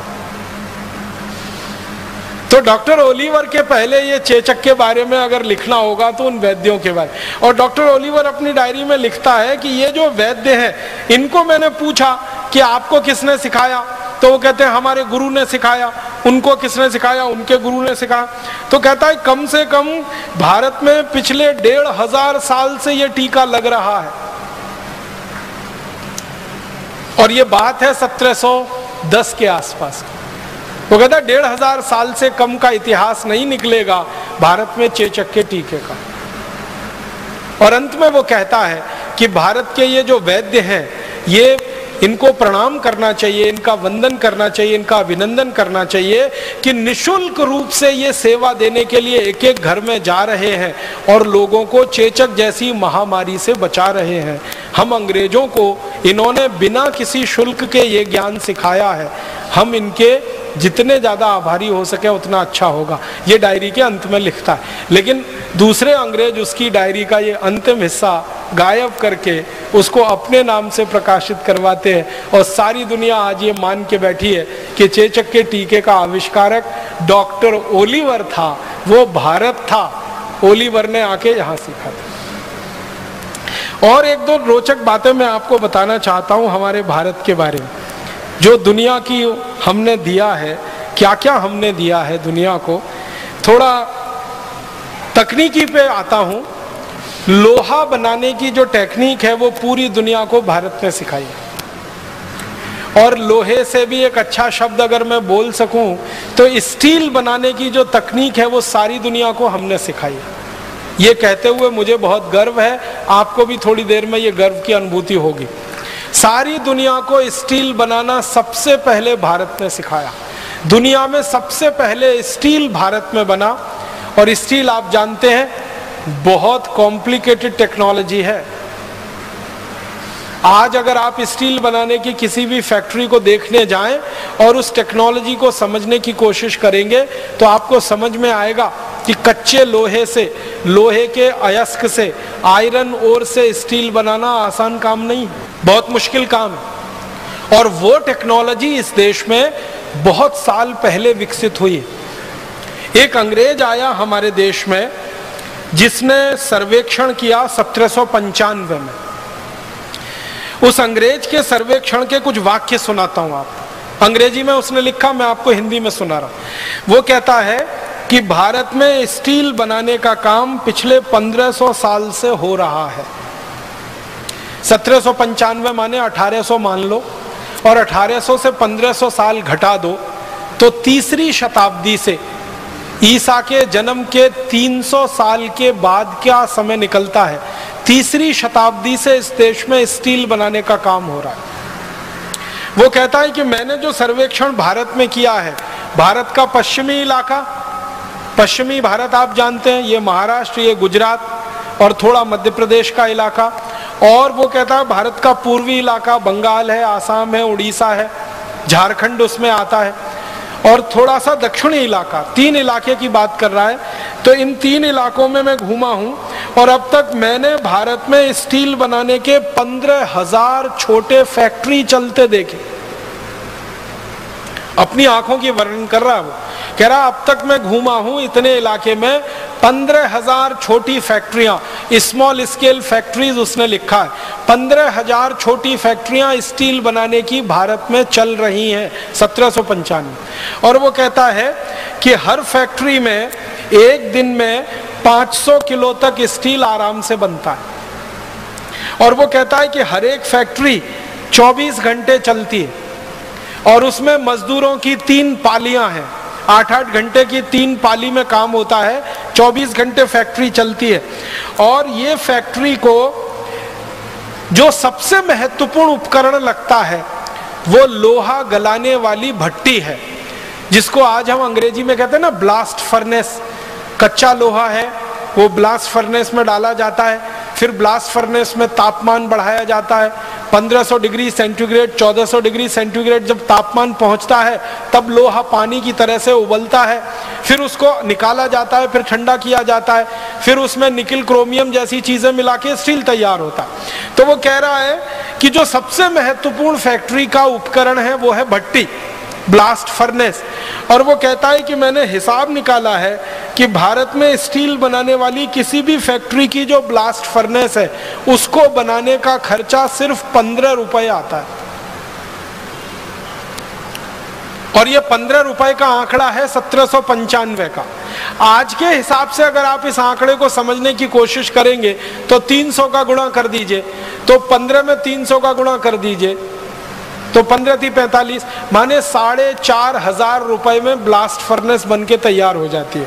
फिर वो कह रहा है कि एक ब्लास्ट फर्नेस एक दिन में आराम से 1 टन लोहा बना लेती है, स्टील बना लेती है। और वो कहता है कि 1 टन स्टील बनाने में भारत के जो कारीगर हैं उनका खर्चा मात्र 80 रुपए आता है।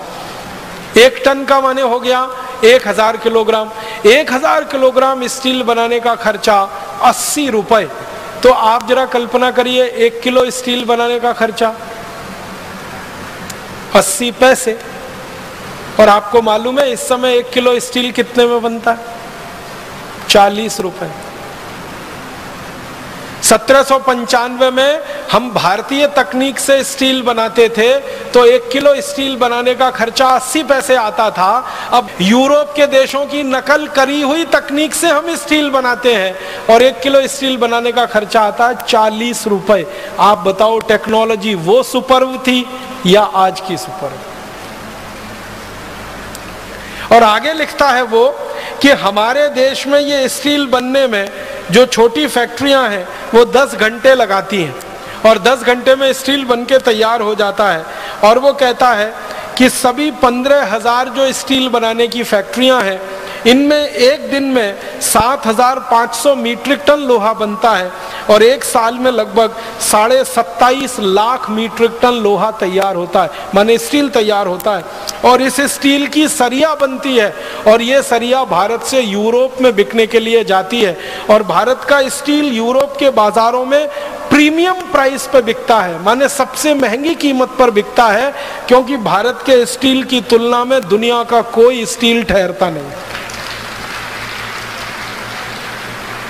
और अंत में वो लिख रहा है अपनी डायरी में कि भारत का स्टील यूरोप के बाजारों में जब बिकता है तो भारत के व्यापारी उस स्टील के बदले में अगर सोने की मांग करें तो भी व्यापारी सोना देने को तैयार होते हैं, क्योंकि उस क्वालिटी का स्टील दुनिया में कोई नहीं बना सकता।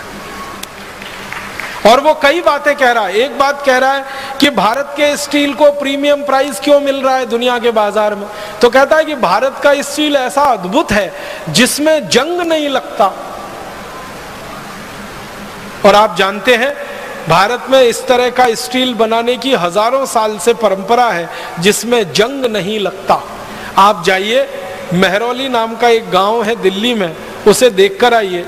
वहां एक लौह स्तंभ खड़ा हुआ है, सैकड़ों साल से बारिश में भीग रहा है और सैकड़ों साल से हवा के थपेड़े खा रहा है, लेकिन उस लौह स्तंभ में 1 इंच मात्र अभी तक जंग नहीं लगा है। ये भारतीय स्टील की क्वालिटी का नमूना है। तो जो अंग्रेज कह रहा है ना कि भारत का स्टील प्रीमियम प्राइस पे बिकता, वो कहता है इसलिए बिक रहा है क्योंकि ये सबसे अच्छी क्वालिटी का है। और वो कहता है कि दुनिया में भारत के बाद अगर सबसे अच्छा स्टील कोई बना सकता है तो वो स्वीडन है, लेकिन स्वीडन में स्टील बनाने का खर्चा भारत में स्टील बनाने के खर्चे से 100 गुना ज्यादा आता है।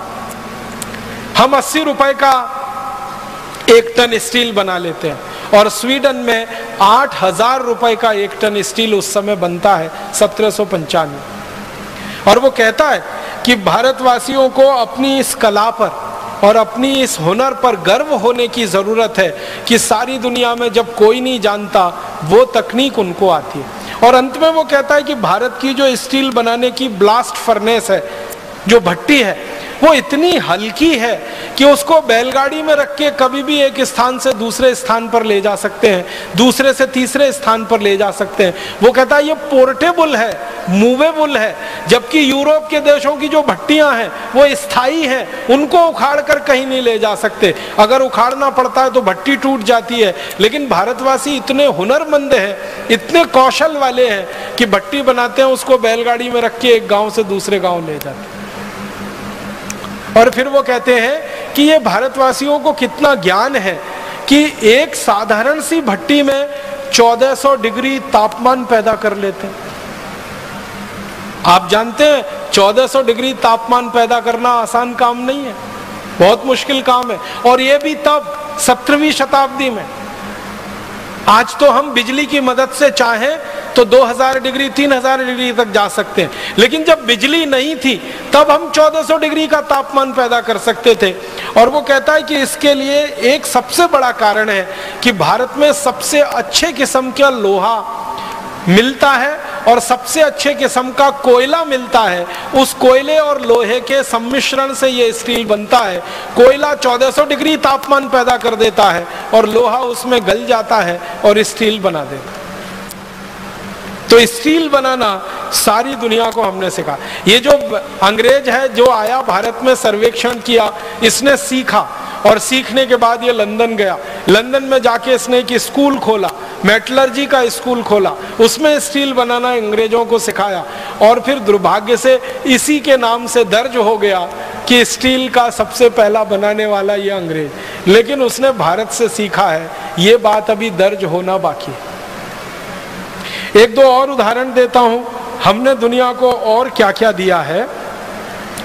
सारी दुनिया में इस समय किसी को मैं पूछूं कि सबसे पहला हवाई जहाज किसने बनाया, तो हम ले दे के एक नाम लेते हैं, राइट ब्रदर्स ने बनाया। और उनके नाम से दर्ज है ये आविष्कार।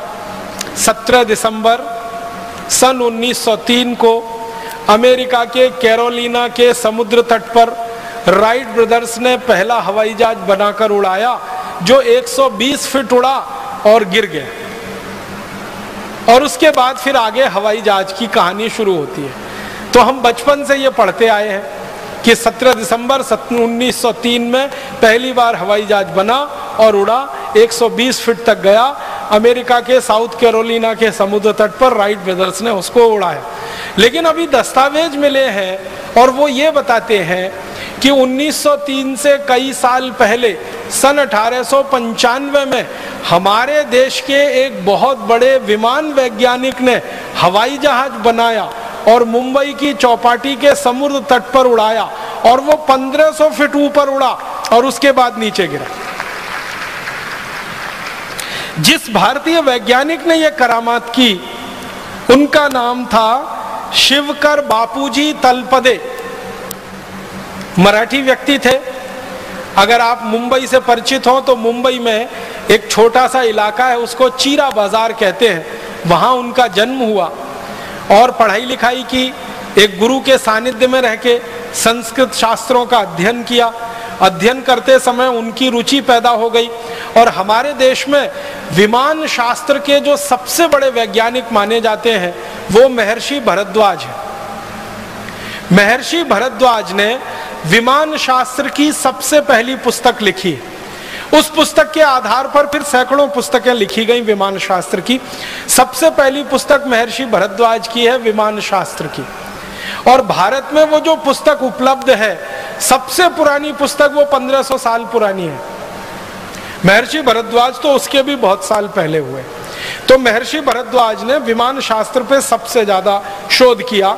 ये जो शिवकर बापूजी तलपदे थे, इनके हाथ में महर्षि भरद्वाज की वो पुस्तक लग गई, विमान शास्त्र। उस पुस्तक को आद्योपांत उन्होंने पढ़ा। उस पुस्तक के बारे में उन्होंने कुछ रोचक बातें कही हैं। एक बात उन्होंने कही कि इस पुस्तक के 8 अध्यायों में विमान बनाने की तकनीकी का ही वर्णन है। 8 अध्याय। और वो कहते हैं कि 8 अध्याय में 100 खंड हैं जिनमें विमान बनाने की टेक्नोलॉजी का विस्तार से वर्णन है। फिर आगे कहते हैं कि महर्षि भरद्वाज ने अपनी पूरी पुस्तक में विमान बनाने के 500 सिद्धांत लिखे। आप इस बात को जरा फिर से सुनिएगा। एक सिद्धांत पर पूरा विमान बन जाता है। ध्यान दीजिएगा, एक सिद्धांत होता है, एक प्रिंसिपल होता है, उस पे इंजन बन जाता है और विमान बन जाता है। ऐसे 500 सिद्धांत लिखे हैं महर्षि भरद्वाज ने। माने 500 तरह के विमान बनाए जा सकते हैं हर एक सिद्धांत पर। और उस पुस्तक के बारे में तलपदे जी लिखते हैं कि ये 500 सिद्धांतों के 3000 श्लोक हैं। विमान शास्त्र में 3000 श्लोक हैं। और वो कहते हैं, आप जानते हैं ये जो टेक्नोलॉजी होती है, ये जो तकनीकी होती है, उसका एक प्रोसेस होता है, एक प्रक्रिया होती है और हर एक तकनीकी की एक विशेष प्रक्रिया होती है। तो महर्षि भरद्वाज ने 32 प्रक्रियाओं का वर्णन किया है।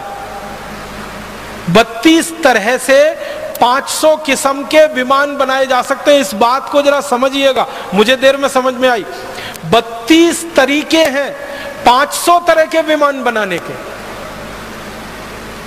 माने एक विमान बनाने के 32 तरीके, 2 विमान बनाने के 32 तरीके, 500 विमान बनाने के 32 तरीके उस पुस्तक में है विमान शास्त्र। 3000 श्लोक है, 100 खंड है और 8 अध्याय है। कितना बड़ा ग्रंथ है ये। इस ग्रंथ को शिवकर बापूजी तलपदे ने पढ़ा अपने विद्यार्थी जीवन से और पढ़ पढ़कर परीक्षण किए और परीक्षण करते करते 1895 में वो सफल हो गए और उन्होंने पहला विमान बना लिया। और उस विमान को बना लिया तो उन्होंने उसको उड़ाकर भी दिखाया और उसको देखने के लिए भारत के बड़े बड़े लोग गए। हमारे देश के उस समय के एक बड़े व्यक्ति हुआ करते थे, महादेव गोविंद रानाडे, जो अंग्रेजी न्याय व्यवस्था में जज की हैसियत से काम किया करते थे मुंबई हाई कोर्ट में। तो रानाडे जी गए उसको देखने के लिए। बड़ोदरा के एक बड़े राजा हुआ करते थे गायकवाड़ करके, वो गए उस विमान को देखने के लिए। ऐसे 20 बड़े लोगों के सामने और हजारों लोगों की उपस्थिति में शिवकर बापूजी तलपदे ने अपना विमान उड़ाया। और हैरानी की बात यह थी कि उस विमान को उन्होंने उड़ाया, उसमें खुद नहीं बैठे, बिना चालक के उड़ा दिया उसको।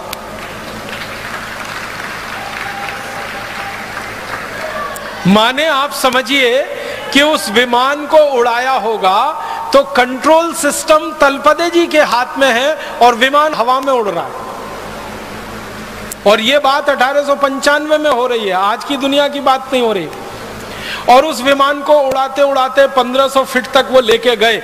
फिर उसके बाद उन्होंने उसको उतारा और बहुत सकुशल उतारकर उसको जमीन पे खड़ा कर दिया। माने वो विमान टूटा नहीं, उसमें आग लगी नहीं, उसके साथ कोई दुर्घटना हुई नहीं, उड़ा 1500 फीट तक गया, फिर नीचे कुशलता से उतरा और सारी भीड़ ने तलपदे जी को कंधों पर उठा लिया। महाराजा गायकवाड़ ने उनके लिए इनाम की घोषणा की एक जागीर उनके लिए घोषणा कर दी कि ये पूरी जागीर इनको दूंगा।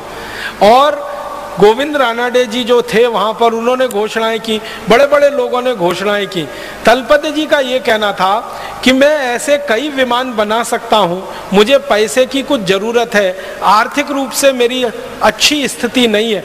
तो लोगों ने इतना पैसा इकट्ठा करने की घोषणा की कि आगे तो उनको कोई जरूरत नहीं थी। लेकिन तभी उनके साथ एक धोखा हुआ। धोखा क्या हुआ? अंग्रेजों की एक कंपनी थी, उसका नाम था रैली ब्रदर्स करके। वो आई उनके पास, तलपदे जी के पास, और तलपदे जी को कहा कि ये जो विमान आपने बनाया है इसका ड्राइंग हमें दे दीजिए। तलपदे जी ने कहा कि उसका कारण बताइए। तो उन्होंने कहा कि हम आपकी मदद करना चाहते हैं, आपने ये जो आविष्कार किया है इसको सारी दुनिया के सामने लाना चाहते हैं, आपके पास पैसे की बहुत कमी है, हमारी कंपनी काफ़ी पैसा इस काम में लगा सकती है, लिहाजा हमारे साथ आप समझौता कर लीजिए और इस विमान की डिज़ाइन दे दीजिए। तलपदे जी भोले भाले सीधे साधे आदमी मान गए और कंपनी के साथ उन्होंने एक समझौता कर लिया। उस समझौते में रैली ब्रदर्स जो कंपनी थी, इसने क्या किया, पूरा विमान का मॉडल उनसे ले लिया और ड्राइंग ले ली, डिज़ाइन ले ली, और उसको लेकर ये कंपनी लंदन चली गई। और लंदन के बाद उस समझौते को वो कंपनी भूल गई और वही ड्राइंग और वही डिज़ाइन फिर अमेरिका पहुंच गई। फिर अमेरिका में राइट ब्रदर्स के हाथ में आ गई। फिर राइट ब्रदर्स ने वो विमान बना के अपने नाम से सारी दुनिया में रजिस्टर करा लिया। और तलपदे जी की गलती क्या थी? उनको चालाकी नहीं आती थी, ज्ञान तो बहुत था उनके पास। ये भारत वाली सबसे बड़ी जो समस्या मुझे समझ में आई है 12-15 साल में, कि हमको सब ज्ञान आता है, सब तकनीकी आती है, सब आता है, चालाकी नहीं आती। एक वो गाना है ना, सब कुछ सीखा हमने ना सीखी होशियारी, ये भारतवासियों पे फिट है बिल्कुल। और ये अंग्रेजों को और अमरीकियों को कुछ नहीं आता, सिर्फ चालाकी आती है। उनके पास ना ज्ञान है, ना उनके पास कोई आधार है, उनको एक ही चीज आती है, चालाकी। और चालाकी में वो नंबर 1 है। किसी का दुनिया में कुछ भी नया मिले, उसकी चालाकी करके अपने पास ले लो और अपने नाम से उसको प्रकाशित कर दो। ये हुआ। शिवकर बापूजी तलपदे ने 1895 में बनाया हुआ विमान सारी दुनिया के सामने अब ये घोषित करता है कि विमान सबसे पहले अमरीकी ब्रदर्स राइट ब्रदर्स ने बनाया, 1903 में बनाया, 17 दिसंबर को दिखा।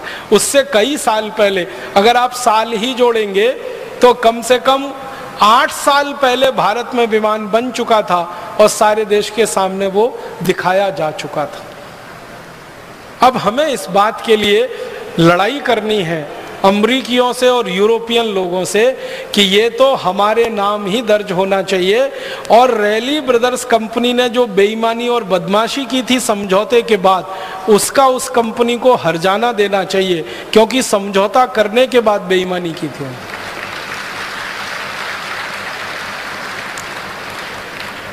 हम भारतवासी कुछ इसी तरह की चीजों में पीछे रह गए, वरना हम दुनिया में आज अगर थोड़ी चालाकी हमने सीखी होती, थोड़ी होशियारी हमको आ रही होती, तो ये विमान बनाने का श्रेय तलपदे जी के नाम ही रहता।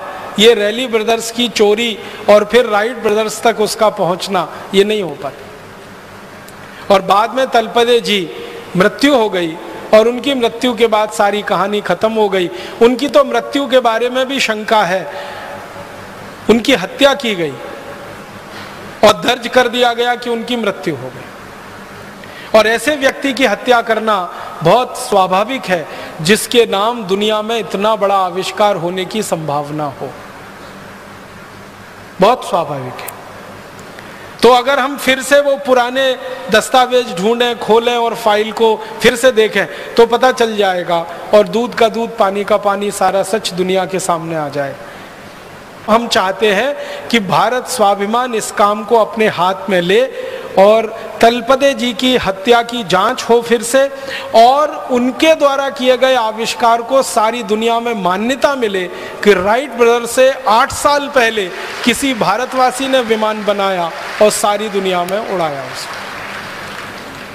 और एक दो छोटी बातें बताता हूं हमने जो दुनिया को दी हैं। मैं थोड़ा खगोल शास्त्र के विषय में आपसे बात करना चाहता हूं। हम खगोल शास्त्र के बारे में कोई भी ज्ञान, जैसे सौर मंडल है, सूरज है, पृथ्वी है, सूर्य के बहुत सारे ग्रह हैं, ग्रहों के बहुत सारे उपग्रह हैं, इन सब के बारे में जो भी ज्ञान पाते हैं या हमने जो पढ़ा है बचपन से, तो दो ही नाम हम जानते हैं, एक तो कोपरनिकस और दूसरा गैलीलियो। पृथ्वी है, सूर्य है, पृथ्वी और सूर्य के बीच में कोई दूरी है, पृथ्वी और सूर्य के बीच में कोई आकर्षण है, पृथ्वी और सूर्य के अलावा दूसरे ग्रहों के आपस के कोई आकर्षण है, ये सारा ज्ञान हम दो ही लोगों के नाम से पढ़ते हैं। आपको याद होगा, एक तो कोपरनिकस, दूसरा गैलीलियो। कोपरनिकस के ज्ञान के आधार पर हम पढ़ते हैं पृथ्वी सूर्य के चारों तरफ चक्कर लगाती है, पृथ्वी अपनी धुरी पर भी घूमती है, सूर्य के चारों तरफ भी घूमती है, अपनी धुरी पर घूमने से ये होता है, सूर्य के चारों तरफ घूमने से ये होता है। ये सब बचपन से हम पढ़ते आए कोपरनिकस के नाम से या तो गैलीलियो के नाम से। अभी पता चल रहा है वो ये कि कोपरनिकस और गैलीलियो तो पैदा भी नहीं हुए थे, उसके हजारों साल पहले ये ज्ञान और ये सूत्र और ये सिद्धांत भारत के सामने प्रस्तुत किए थे एक महान व्यक्ति, उनका नाम था महर्षि आर्यभट्ट।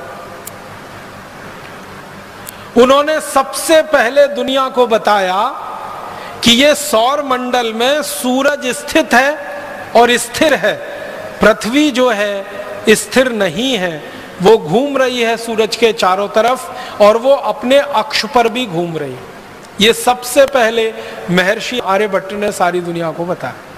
उसके बाद उन्होंने जो सूत्र दिए, उन सूत्रों के आधार पर पृथ्वी और सूर्य के बीच की दूरी निकाली गई और आप हैरान हो जाएंगे, महर्षि आर्यभट्ट ने जो दूरी निकाल के दे दी, वो दूरी को आज तक दुनिया का कोई खगोल शास्त्री चुनौती नहीं दे पाया, आज तक नहीं दे पाया। जितनी दूरी उन्होंने बता दी, उतनी ही दूरी आज के वैज्ञानिक बताते हैं पृथ्वी और सूर्य के बीच की। और तीसरी महत्व की बात महर्षि आर्यभट्ट ने जो सारी दुनिया को बताई वो ये कि सूर्य जो है ये निरापद नहीं है, इसमें बहुत सारे काले धब्बे हैं और ये काले धब्बे की जो थ्योरी है, इसको स्टीफन हॉकिंग्स नाम के एक आधुनिक वैज्ञानिक ने अपने नाम से लिखवा लिया है और वर्ड पेटेंट ले लिया है, ब्लैक होल थ्योरी। आप में से कुछ लोग अगर थोड़ा फिजिक्स पढ़े होंगे तो आपने पढ़ा होगा ब्लैक होल थ्योरी। ये ब्लैक होल थ्योरी को सारी दुनिया मानती है, स्टीफन हॉकिंग्स की खोज है ब्लैक होल्स थ्योरी। लेकिन महर्षि आर्यभट्ट ने स्टीफन हॉकिंग्स के जन्म से हजारों साल पहले बता दिया कि सूरज निरापद नहीं है, इसमें ब्लैक होल्स हैं, काले विवर हैं, और वही उसके जीवन का कारण है। इसके बाद और एक महत्व की बात जो सारी दुनिया में महर्षि आर्यभट्ट ने बताई, जिसको दूसरे लोग अपने नाम से प्रकाशित करते रहे हैं, वो ये कि हमारा जो सूर्य है और सूर्य के साथ दूसरे ग्रहों की जो स्थिति है, तो सारे ग्रह सूर्य के प्रकाश से प्रकाशित हैं। दूसरे ग्रहों के पास अपना कोई प्रकाश नहीं है, सूर्य के प्रकाश से ही वो सब प्रकाशित हैं। वो चाहे शनि हो, चाहे बुध हो, चाहे शुक्र हो, चाहे चंद्रमा हो, चाहे मंगल हो, ये सब सूर्य के प्रकाश से प्रकाशित है। सारी दुनिया को सबसे पहले महर्षि आर्यभट्ट ने बताया है। और इससे भी गहरी बात मैं आपसे कहता हूं, महर्षि आर्यभट्ट ने पता नहीं कैसे हजारों साल पहले कोई दूरबीन बनाई होगी, तभी ये बता सकते, नहीं तो सवाल ही नहीं। महर्षि आर्यभट्ट ने बताया कि शनि के 5 उपग्रह हैं, पूरी दुनिया को पता चला। उसके बाद थोड़े दिन में उन्होंने अपनी कही हुई बात को संशोधित किया और कहा कि नहीं, शनि के 7 उपग्रह हैं, 5 नहीं है 7 है, और गिनकर बताए उन्होंने। और आपको मैं बताना चाहता हूं ये गर्व की बात कि महर्षि आर्यभट्ट ने हजारों साल पहले जो कह दिया कि शनि के 7 उपग्रह हैं, आज के वैज्ञानिक 8वां उपग्रह नहीं खोज पाए अभी तक शनि का, वो 7 पे ही अटके हुए, और शायद खोज भी नहीं पाएंगे क्योंकि 8वां उपग्रह है ही नहीं। होता तो वो खुद ही बता के चले गए। अब मैं आपके ध्यान को आकर्षित करना चाहता हूं कि शनि के 7 उपग्रह को खोज लेना कैसे संभव है। बिना दूरबीन के तो सवाल ही नहीं उठता, हो ही नहीं सकता। इसका माने बहुत साफ है कि महर्षि आर्यभट्ट ने दुनिया की सबसे पहली दूरबीन बनाई होगी और उससे देखकर यह बताया होगा, और सारी दुनिया में दूरबीन बनाना लोगों ने उसकी नकल करके सीखा होगा। महर्षि आर्यभट्ट ने एक पुस्तक लिखी है, बड़ी पुस्तक है, बृहद संहिता उसका नाम है, और एक दूसरी पुस्तक है आर्यभट्ट संहिता उसका नाम है। इन दोनों पुस्तकों में सैकड़ों नहीं हजारों सूत्र हैं सूरज के बारे में, चंद्रमा के बारे में और दूसरे ग्रहों के सूरज के अंतर संबंधों के बारे में।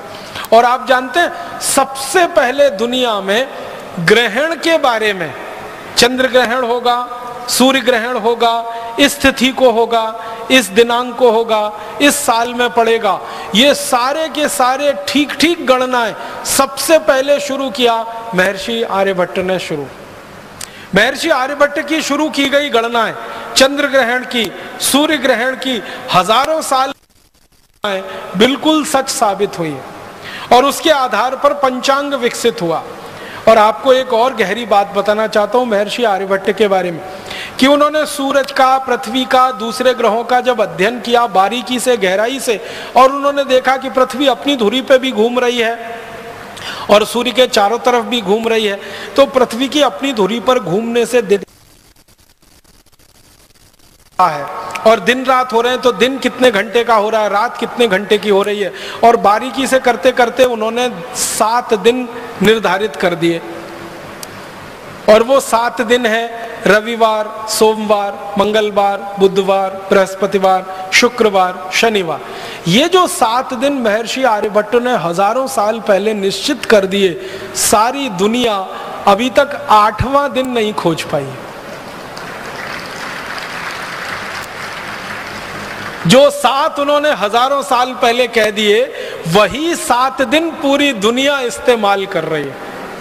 और आपको हैरानी होनी चाहिए ये जानकर कि कोई क्रिश्चियन है तो, कोई मुसलमान है तो, कोई यहूदी है तो, कोई बौद्ध है तो, कोई पारसी है तो, कोई हिंदू है तो, या किसी भी संप्रदाय का है, वो इन्हीं 7 दिनों को मानता है। रविवार, सोमवार, मंगलवार, बुधवार, बृहस्पतिवार, शुक्रवार, शनिवार। बस अंतर इतना है कि उसको अपनी अपनी भाषा में उन्होंने भाषांतर कर लिया है। अंग्रेजों ने रविवार का संडे कर दिया, सोमवार का मंडे कर दिया, मंगलवार का ट्यूसडे कर दिया, बुधवार का वेडनेसडे कर दिया, गुरुवार का थर्सडे कर दिया, शुक्रवार का फ्राइडे कर दिया, शनिवार का सैटरडे। बस इतना ही किया है, भाषांतर ही किया है, बाकी कोई मूल बदलाव अंग्रेज नहीं कर पाए। और अंग्रेजों के आगे पीछे की सभ्यताओं ने भी उसको वैसे का वैसा ही स्वीकार किया। यूनान की पूरी सभ्यता ने यही स्वीकार किया, रवि, सोम, मंगल, बुध। मेसोपोटामिया की सभ्यता ने यही स्वीकार किया, बेबीलोनियन की सभ्यता ने यही स्वीकार किया। दुनिया में जो बड़ी बड़ी सभ्यताएं मानी जाती हैं, सब में ये रवि, सोम, मंगल, बुध, बृहस्पति, शुक्र, शनि ही है। और ये भारत की देन है सारी दुनिया की सभ्यताओं को, जिसमें वो एक कदम भी आगे हमसे बढ़ नहीं पाए हैं। जितना हमने खोज के बता दिया, वहीं पर पूरी दुनिया रुकी हुई है अभी तक। बहुत बड़ा योगदान है महर्षि आर्यभट्ट का इस खगोल शास्त्र की दुनिया में। और एक दो छोटी बातें बताता हूं कि महर्षि आर्यभट्ट का एक और बहुत बड़ा योगदान है सारी दुनिया के लिए, गणित का। गणित के बारे में 2-3 रोचक तथ्य मैं आपको कहना चाहता हूं। गणित में जो त्रिकोणमिति होती है ना, आपने तो पढ़ा होगा बचपन में, हम लोग अंग्रेजी में उसको ट्रिग्नोमेट्री कहते हैं। ये जो त्रिकोणमिति है, ये जो ट्रिग्नोमेट्री है, ये महर्षि आर्यभट्ट की खोज है। उन्होंने सबसे पहले त्रिकोणमिति दिया है पूरी दुनिया को जानने, समझने और सीखने के लिए। और आप जानते हैं, इसी त्रिकोणमिति को आधार बनाकर दुनिया में सारा निर्माण कार्य चलता है। त्रिकोणमिति अगर आप जानते नहीं हैं तो आप किसी भी निर्माण कार्य में लग नहीं सकते। तो सारी दुनिया के निर्माण कार्य का आधार और पृष्ठभूमि महर्षि आर्यभट्ट की देन है। त्रिकोणमिति जो उन्होंने समझाई सारी दुनिया। गणित में त्रिकोणमिति का आविष्कार भारत में हुआ है। फिर इसी तरह एक महान महर्षि हुए भास्कराचार्य। उन्होंने गणित की सबसे पहली पुस्तक लिखी लीलावती, जिसका नाम। लीलावती जो थी वो महर्षि भास्कराचार्य की बेटी थी, तो अपने बेटी के नाम पर, बेटी को जो सिखाते थे गणित में, वही सब उन्होंने लिखा पुस्तक में। और लीलावती के बारे में कहा जाता है कि वो इतनी कुशाग्र बुद्धि थी, इतना तीव्र बुद्धि वो बेटी थी कि पेड़ के पत्ते गिन सकती थी। और जब भी उसको पेड़ के पत्ते गिनने के लिए कहा गया तो वास्तव में उतने ही पत्ते निकलते थे जितने होते थे। और उसको कहा जाता था कि तुम्हारी बुद्धि बहुत तेज चलती है, तो कहती थी वो पिताजी की कृपा है, उन्होंने मुझे गणित सिखाया। पेड़ के पत्ते गिन लेना कोई आसान काम नहीं है, ये कुछ ऐसा ही काम है कि आसमान में तारे गिन लेना। और लीलावती इसमें सिद्धहस्त थी। उस लीलावती के नाम से पुस्तक प्रकाशित हुई, महर्षि भास्कराचार्य की गणित की पहली पुस्तक। और सारी दुनिया ने उस पुस्तक को आधार बनाकर अपने यहाँ गणित का कोर्स बनाया है, सिलेबस बनाया। आपको हैरानी होगी जानकर, दुनिया के बहुत सारे देशों ने अपने गणित का सिलेबस लीलावती के आधार पर बनाया। ऐसे एक महान हमारे देश में गणितज्ञ हुए, उनका नाम था महर्षि ब्रह्मगुप्त। इन्होंने सारी दुनिया को सबसे पहले सिखाया जोड़ना, घटाना, गुणा करना और भाग करना। ये अंक गणित का जो 4 हिस्सा है, जोड़, घटाना, भाग और गुणा, ये सबसे पहले महर्षि ब्रह्मगुप्त ने पूरी दुनिया को सिखाया। और इसके लिए उन्होंने शास्त्र निर्माण किया।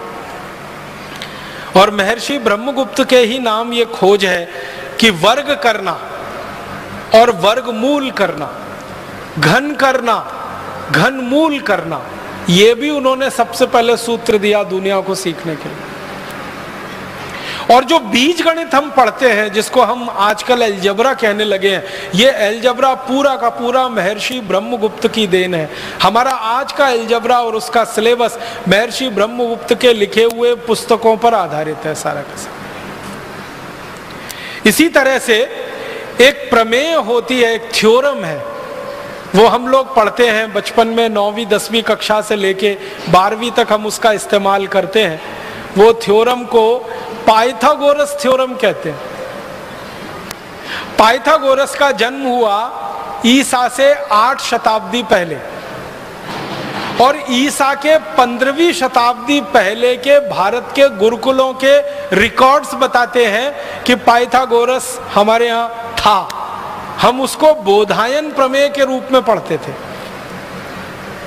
बोधायन एक महर्षि हुए, उनके नाम से वो प्रमेय पढ़ाई जाती थी भारत में ईसा के जन्म के 15 शताब्दी पहले। माने आज से लगभग 3500 साल पहले वो प्रमेय भारत में पढ़ाई जाती थी बोधायन प्रमेय के नाम से। और वो प्रमेय क्या है?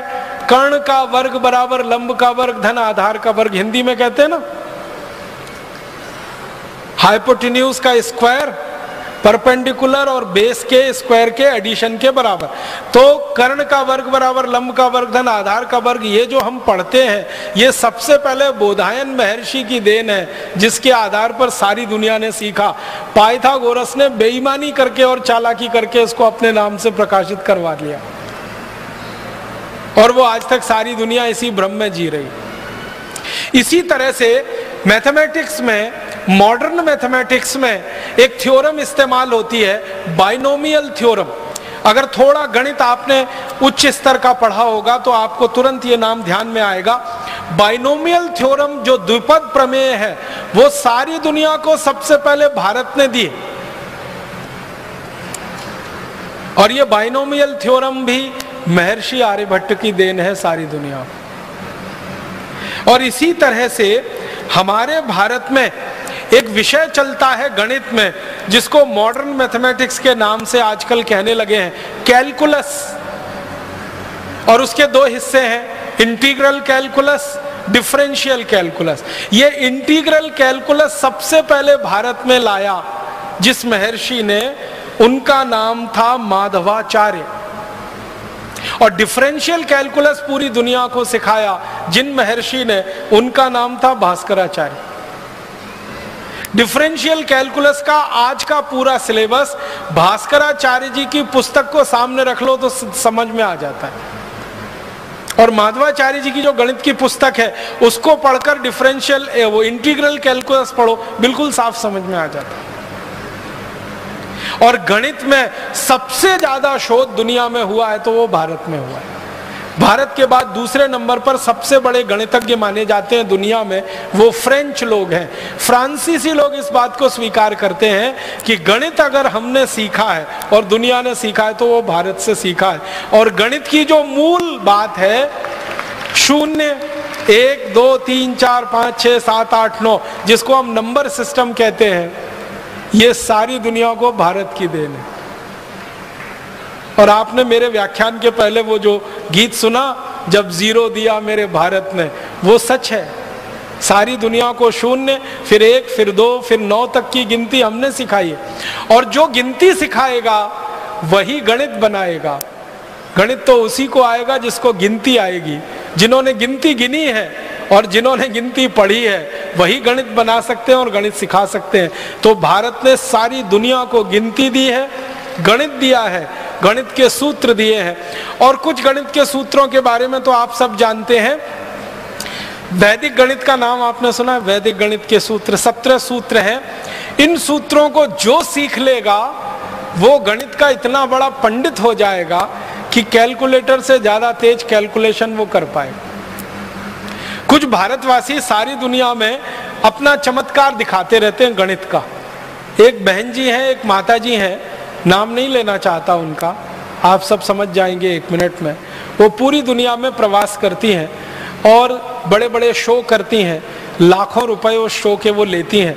एक एक व्यक्ति उस शो में जाए तो हजारों रुपए की टिकट खरीदता है, डॉलर्स में खरीदता है। और वो माताजी सबको यही बताती हैं गणित के सूत्र, और चमत्कारिक तरीके से बताती है। 10 अंक का कुछ संख्या लिख दो और 10 अंक की एक संख्या लिख दो, दोनों का गुणा कर दो। कैलकुलेटर जितनी देर में बताएगा वो माताजी उसके पहले बता देती है। और लाखों डॉलर बरसते हैं उनके ऊपर। वो कुछ भी नहीं है, वैदिक मैथमेटिक्स के सूत्र हैं। कोई सीख लेगा तो वो बता देगा, उसमें कौन सी खास बात है। और उनके बारे में अखबारों में बड़ा बड़ा विज्ञापन आता है, जिनका दिमाग कंप्यूटर से ज्यादा तेज चलता है, जिनके गणित की गणनाएं कंप्यूटर से ज्यादा तेज है, ऐसी माताजी का व्याख्यान सुनने आइए या दर्शन करने आइए। मैं सोचता हूं कि ऐसी तो सभी माताएं हो सकती है, सभी बहनें हो सकती हैं, सभी भाई हो सकते हैं। बस वैदिक गणित के वो 17 सूत्र सीखने की देर है। और वो सूत्र अगर आपको सीखने हो तो पुस्तकें उसकी बाजार में उपलब्ध हैं। मेरी आपको एक विनम्र प्रार्थना है, वो ये कि आपके घर में छोटे छोटे बच्चे हैं, उनको वो सूत्र जरूर सिखा दीजिए। गणित उनको रोचक हो जाएगा। हमारे देश के बच्चों को गणित में ही सबसे ज्यादा बोरियत आती है, क्योंकि आज जो हम गणित सीखते हैं और सिखाते हैं वो अंग्रेजों के तरीके से सीखते हैं और अंग्रेजों के तरीके से सिखाते हैं, उसमें रस बिल्कुल नहीं है। लेकिन ये जो वैदिक गणित लिखा गया है, इसको सीखने में इतना रस है कि आप 90 साल के भी हो जाएं तो भी आप वैसे ही सीखेंगे जैसे 15-17 साल के बच्चे सीखते हैं।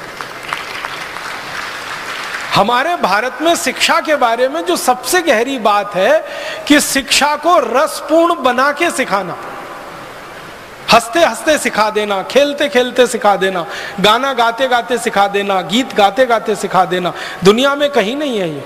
तो वैदिक गणित के सूत्रों को आप सीखें, बहुत अच्छा हो, नहीं तो अपने बच्चों को जरूर सिखाएं। पुस्तकें बाजार में उपलब्ध हैं, उनसे आप आसानी से कर सकते हैं। और मेरा तो कहना है कि आप सीखकर दूसरों को सिखाने का अभियान चला सकते हैं। कम से कम ये जो तिलिस्म बना हुआ है 2-3 लोगों के नाम पर कि वो गणना करते हैं कंप्यूटर से ज्यादा तेज, मैं चाहता हूं भारत स्वाभिमान का हर कार्यकर्ता, वो भाई हो या बहन, कंप्यूटर से तेज गणना कर सकता है अगर वैदिक गणित के ये सूत्र सीख लें। एक दो बात और कहना चाहता हूं। हम भारतवासियों ने दुनिया को और क्या क्या दिया है। सारी दुनिया को सबसे पहले बर्फ बनाना हमने सिखाया। अद्भुत देश है ये भारत, यहाँ बर्फ सबसे कम है लेकिन बर्फ बनाना सबसे ज्यादा हम ही जानते हैं। भारत में बर्फ जहाँ है ना, वो कुल मिला के 2-4 राज्य हैं। एक तो जम्मू कश्मीर है, एक तो हिमाचल प्रदेश है, एक तो हमारा ये उत्तराखंड है, और थोड़ा बहुत उत्तर पूर्व के कुछ प्रदेश हैं छोटे जहां पर बर्फ गिरती है। ये बर्फ प्रकृति की बनाई हुई है, लेकिन हम भारतवासी इस बात का गर्व कर सकते हैं कि मनुष्य की बनाई हुई सबसे पहली बर्फ हमने दी है दुनिया को, और उसकी तकनीकी भी हमने बताई है पूरी दुनिया को। हमारे देश में एक महान राजा हुआ, उसका नाम था हर्षवर्धन। हर्षवर्धन के बारे में आप सबने पढ़ा है, सुना है, जानकारी आपको होगी। हर्षवर्धन की 2-3 बातें मैं आपसे कहना चाहता हूं। पहली बात यह है कि वो वैज्ञानिक था और राजा हुआ। सबसे बड़ी बात उसके बारे में जो दुनिया नहीं जानती वो ये कि वो खाली राजा नहीं था, वो वैज्ञानिक था और राजा हुआ और चक्रवर्ती सम्राट हुआ। चक्रवर्ती सम्राट का मतलब आप समझते हैं? भारत में चक्रवर्ती सम्राट कौन हो सकता है? जो एक गांव का राजा होता है उसको हमारे देश में कहा जाता है सरपंच। जो 10 गांव का राजा होता है उसको कहा जाता है नायक। जो 100 गांव का राजा होता है उसको कहते हैं सामंत। जो 1000 गांव का राजा होता है उसको कहते हैं राजा। फिर 10,000 गांव का जो हो जाए राजा वो महाराजा। फिर 1 लाख गांव का जो हो जाए वो सम्राट। और 7 लाख गांव का जो राजा हो वो चक्रवर्ती सम्राट। और भारत में लगभग 7 लाख ही गांव रहे। तो हर्षवर्धन चक्रवर्ती सम्राट था, माने पूरे भारत का राजा था। एक बात, वैज्ञानिक था। दूसरी बात, और विज्ञान की किस भाषा में उसको दक्षता थी? केमिस्ट्री में, रसायन शास्त्र का बहुत बड़ा ज्ञाता था वो। केमिस्ट्री उसको बहुत आती। जब वो राजा बना, उसकी बेटी बीमार हो गई और उसको बहुत तेज बुखार आया। तो पहली बार उसने अपनी बेटी का बुखार उतारने के लिए बर्फ बनवाई और उसका इस्तेमाल किया।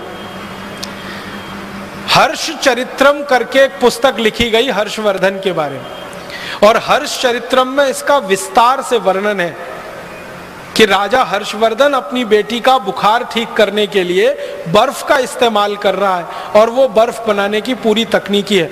और राजा हर्षवर्धन का जो समय है ना, वो 6वीं शताब्दी का है, माने आज से लगभग 1500 साल पहले, 1400 साढ़े 1400 साल पहले। अंग्रेजों के यहाँ बर्फ पड़ती है, अमरीकियों के यहाँ बर्फ पड़ती है, फ्रांस में बर्फ पड़ती है, जर्मनी में बर्फ पड़ती है, लेकिन वो बर्फ बनाना 18वीं शताब्दी तक नहीं जानते थे। जिनके यहाँ बर्फ पड़ती है वो बर्फ बनाना नहीं जानते थे। बर्फ बनाने के लिए पानी को एक विशेष तापमान पर रखना पड़ता है और एक विशेष दबाव उसको देना पड़ता है। एटमॉस्फेरिक प्रेशर और टेम्परेचर दोनों को कंट्रोल करके ही बर्फ बन सकती है। बहुत जटिल प्रक्रिया है, आसान काम नहीं है ये। लेकिन हर्षवर्धन को ये मालूम था और उसने बर्फ बनाना और बनवाना अपने राज्य में शुरू किया था। उस समय से भारत में बर्फ बनाने की परंपरा है। बर्फ हमारे यहाँ भगवान के द्वारा बहुत कम दी गई है, लेकिन बनाना हमको दुनिया में सबसे पहले आया। अब हमको ये स्थापित कराना अभी बाकी है कि सबसे पहले बर्फ भारत में बनी। अंग्रेज लोग बताते हैं कि उन्होंने सबसे पहले बर्फ 18वीं शताब्दी में बनाई। हमने उनसे 1000 साल पहले बर्फ बनाई थी। सारी दुनिया को ये बर्फ बनाने की टेक्नोलॉजी हमने दी है। कागज बनाना पूरी दुनिया को भारत ने सिखाया। कागज बनाना सबसे पहले भारत में शुरू हुआ। हमारे भारत में एक घास होती है, उसको सन कहते हैं, और एक घास होती है उसको मूंज कहते हैं। गांव के लोग हैं उनको तो ये दोनों शब्द अच्छे से समझ में आएंगे। एक सन होती है और एक मूंज होती है। मूंज जो है ना बहुत तीखी होती है, उंगली को काट सकती है और खून निकाल सकती है। सन वाली घास जो होती है वो थोड़ी नरम होती है, उंगली को काटती वाटती नहीं। और भारत के हर गांव में इफरात में होती है और फोकट में होती है। पूर्वी भारत और मध्य भारत में तो हर गांव में होती है। बंगाल में, उत्तर प्रदेश में, बिहार में, झारखंड में, उड़ीसा में, आसाम में कोई गांव नहीं जहां सन ना हो, मूंज ना हो। तो जिन इलाके में सन और मूंज सबसे ज्यादा होती रही है, इसी इलाके में सबसे पहले कागज बनना शुरू हुआ। वो सन की घास से और मूंज की घास से हमने सबसे पहले कागज बनाया और सबसे पहला कागज बना के दुनिया को हमने दिया। और वो कागज बनाने की तकनीक आज से 2000 साल पुरानी। और चीन के जो दस्तावेज हैं वहां से ये बात मुझे पता चली। चीनियों के दस्तावेजों में ये लिखा हुआ है कि उन्होंने जो कागज बनाना सीखा वो भारत से सीखा। तो उन्होंने जो कागज बनाना सीखा वो भारत से, यहां से सीखा, सन और मूंज की रस्सी से। इसी तरह से दुनिया में सबसे पहली बैटरी समझते हैं, ड्राई सेल, अंग्रेजी में कहूं तो शायद जल्दी समझ में आए। ड्राई सेल बैटरी सबसे पहले भारत में बनी, और ड्राई सेल बनाने की जो विधि है ना, जो आधुनिक विज्ञान ने भी स्वीकार कर रखी है, वो महर्षि अगस्त्य द्वारा दी गई विधि है। महर्षि अगस्त्य ने सबसे पहली ड्राई सेल बनाई थी, और उसका विस्तार से उनका वर्णन है अगस्त्य संहिता में। पूरा ड्राई सेल बनाने की टेक्नोलॉजी, पूरी तकनीक उन्होंने दी है, और हम में से कई लोगों ने उस तकनीक से बना के देखा है, और ड्राई सेल बनता है, और हजारों वर्ष पहले की वो तकनीक है। इसका माने क्या हुआ? जो देश के वैज्ञानिक और महर्षि ड्राई सेल बनाना जानते हो, वो विद्युत के बारे में भी जानते होंगे, इलेक्ट्रिसिटी के बारे में भी जानते होंगे, करंट के बारे में भी जानते होंगे, क्योंकि ड्राई सेल यही करता है। करंट के फ्लो के लिए ही हम उसका उपयोग करते हैं। ये अलग बात है कि वो डायरेक्ट करंट है, और आज की दुनिया में हम जो इस्तेमाल करते हैं वो अल्टरनेटिव करंट है, लेकिन डायरेक्ट करंट का सबसे पहले जानकारी दुनिया को हुई तो वो भारत में महर्षि अगस्त्य को ही है। इसी तरह से दुनिया में सबसे पहला सिक्का, कॉइन जिसको हम कहते हैं, वो भारत ने बनाया और सारी दुनिया को सिक्का बनाना सिखाया। ये जो सिंधु घाटी की सभ्यता का अगर आप इतिहास पढ़ेंगे तो आज से 3-3.5 साल पहले का इतिहास है, उसमें सिक्के बनाने का बहुत विस्तार से वर्णन है, और सिक्के की ढलाई करने के लिए बहुत सारी फैक्ट्रियों की जानकारी। इसी तरह से जस्ता बनाना, जिंक, सारी दुनिया को भारत ने सिखाया जिंक बनाना। हमसे पहले कोई नहीं जानता था कि जस्ता कैसे बनता है, जिंक कैसे बनता है। और 13वीं शताब्दी में भारत में एक पुस्तक लिखी गई, उसका नाम था रस रत्न समुच्चय। उस पुस्तक में जिंक बनाने का बहुत विस्तार से वर्णन।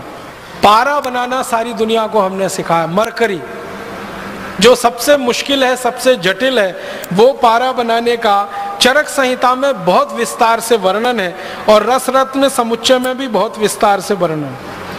और एक बहुत रोचक जानकारी, दुनिया में सबसे पहले बारूद बना वो भारत में, बस इस्तेमाल उसका हुआ फुलझड़ी चलाने में।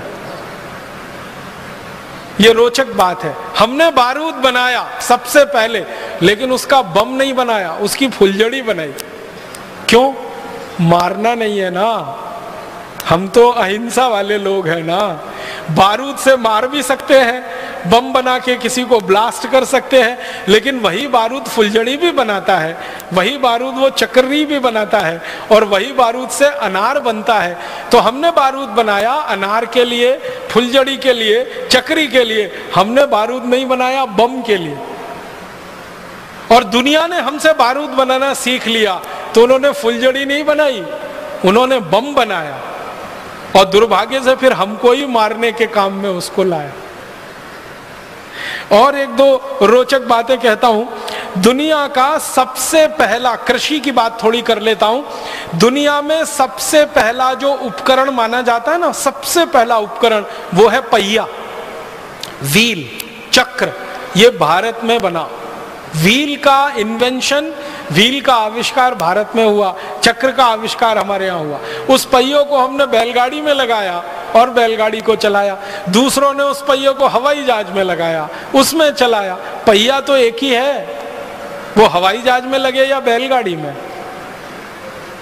और फिर हमने दुनिया का सबसे पहला कृषि उपकरण दिया, पूरी दुनिया को मालूम नहीं था उसके बारे में, हल, खेत में जोतने वाला हल, एक फल वाला हल, दो फल वाला हल, तीन फल वाला हल, जिसको तिफारा कहते हैं, दुफारा कहते हैं, एक फारा कहते हैं। ये तीनों तरह के हल सबसे पहले भारत में बने, और दुनिया ने हमसे खेती करना सीखा हल चलाकर। इसी तरह से हसिया है, हथौड़ा है, बेलचा है, खुरपी है, खुरपा है, पवित्र है, सैकड़ों किस्म के कृषि उपकरण सबसे पहले भारत में बने और सारी दुनिया में यहां से गए, क्योंकि हजारों साल पहले कृषि भारत से शुरू हुई और दूसरों ने फिर हमारी नकल करके कृषि करना शुरू किया। कृषि में बीज बोने की एक खास पद्धति होती है, एक ही लाइन में बीज को बोना। ये सारी विशेष पद्धति मानी जाती है पूरी दुनिया में, ये भारत ने ही दी है। एक लाइन में बीज को बोना, और पूरे खेत में कहीं से भी खड़े होकर देखो, वो लाइन बिल्कुल सीधी दिखाई देगी। उसके लिए उपकरण हमने बनाया जिसको अंग्रेजी में ड्रिल प्लाऊ कहते हैं, वो ड्रिल पवित्र हम लोग कहते हैं, वो सबसे पहले भारत में बना और सारी दुनिया ने उसकी नकल की। आप जानते हैं, आप में से जो किसानी करते हैं, खेती करते हैं, कि धान का बीज पहले रोपा जाता है, फिर पौधा थोड़ा बड़ा होता है, उस पौधे को उखाड़कर दूसरी जगह प्रत्यारोपित किया जाता है। ये जो टेक्निक है वो पूरी दुनिया को भारत ने सिखाई है। धान के बीज को एक जगह बोना, फिर उसको जड़ सहित उखाड़कर दूसरी जगह प्रत्यारोपित कर देना ताकि उत्पादन ज्यादा मिले और खेत का नुकसान सबसे कम हो। यह पूरी दुनिया को भारत ने सिखाया, धान लगाने की यह पद्धति। और सारी दुनिया में धान इसी तरीके से लगाया जाता है। यह हैरानी की बात है, दुनिया के 155 देश धान का उत्पादन करते हैं, भारत की नकल करके इसी पद्धति से वो धान का उत्पादन करते हैं। और एक महत्व की बात कि सारी दुनिया को जानवरों के मल मूत्र से खाद और कीटनाशक बनाना सबसे पहले भारत ने सिखाया।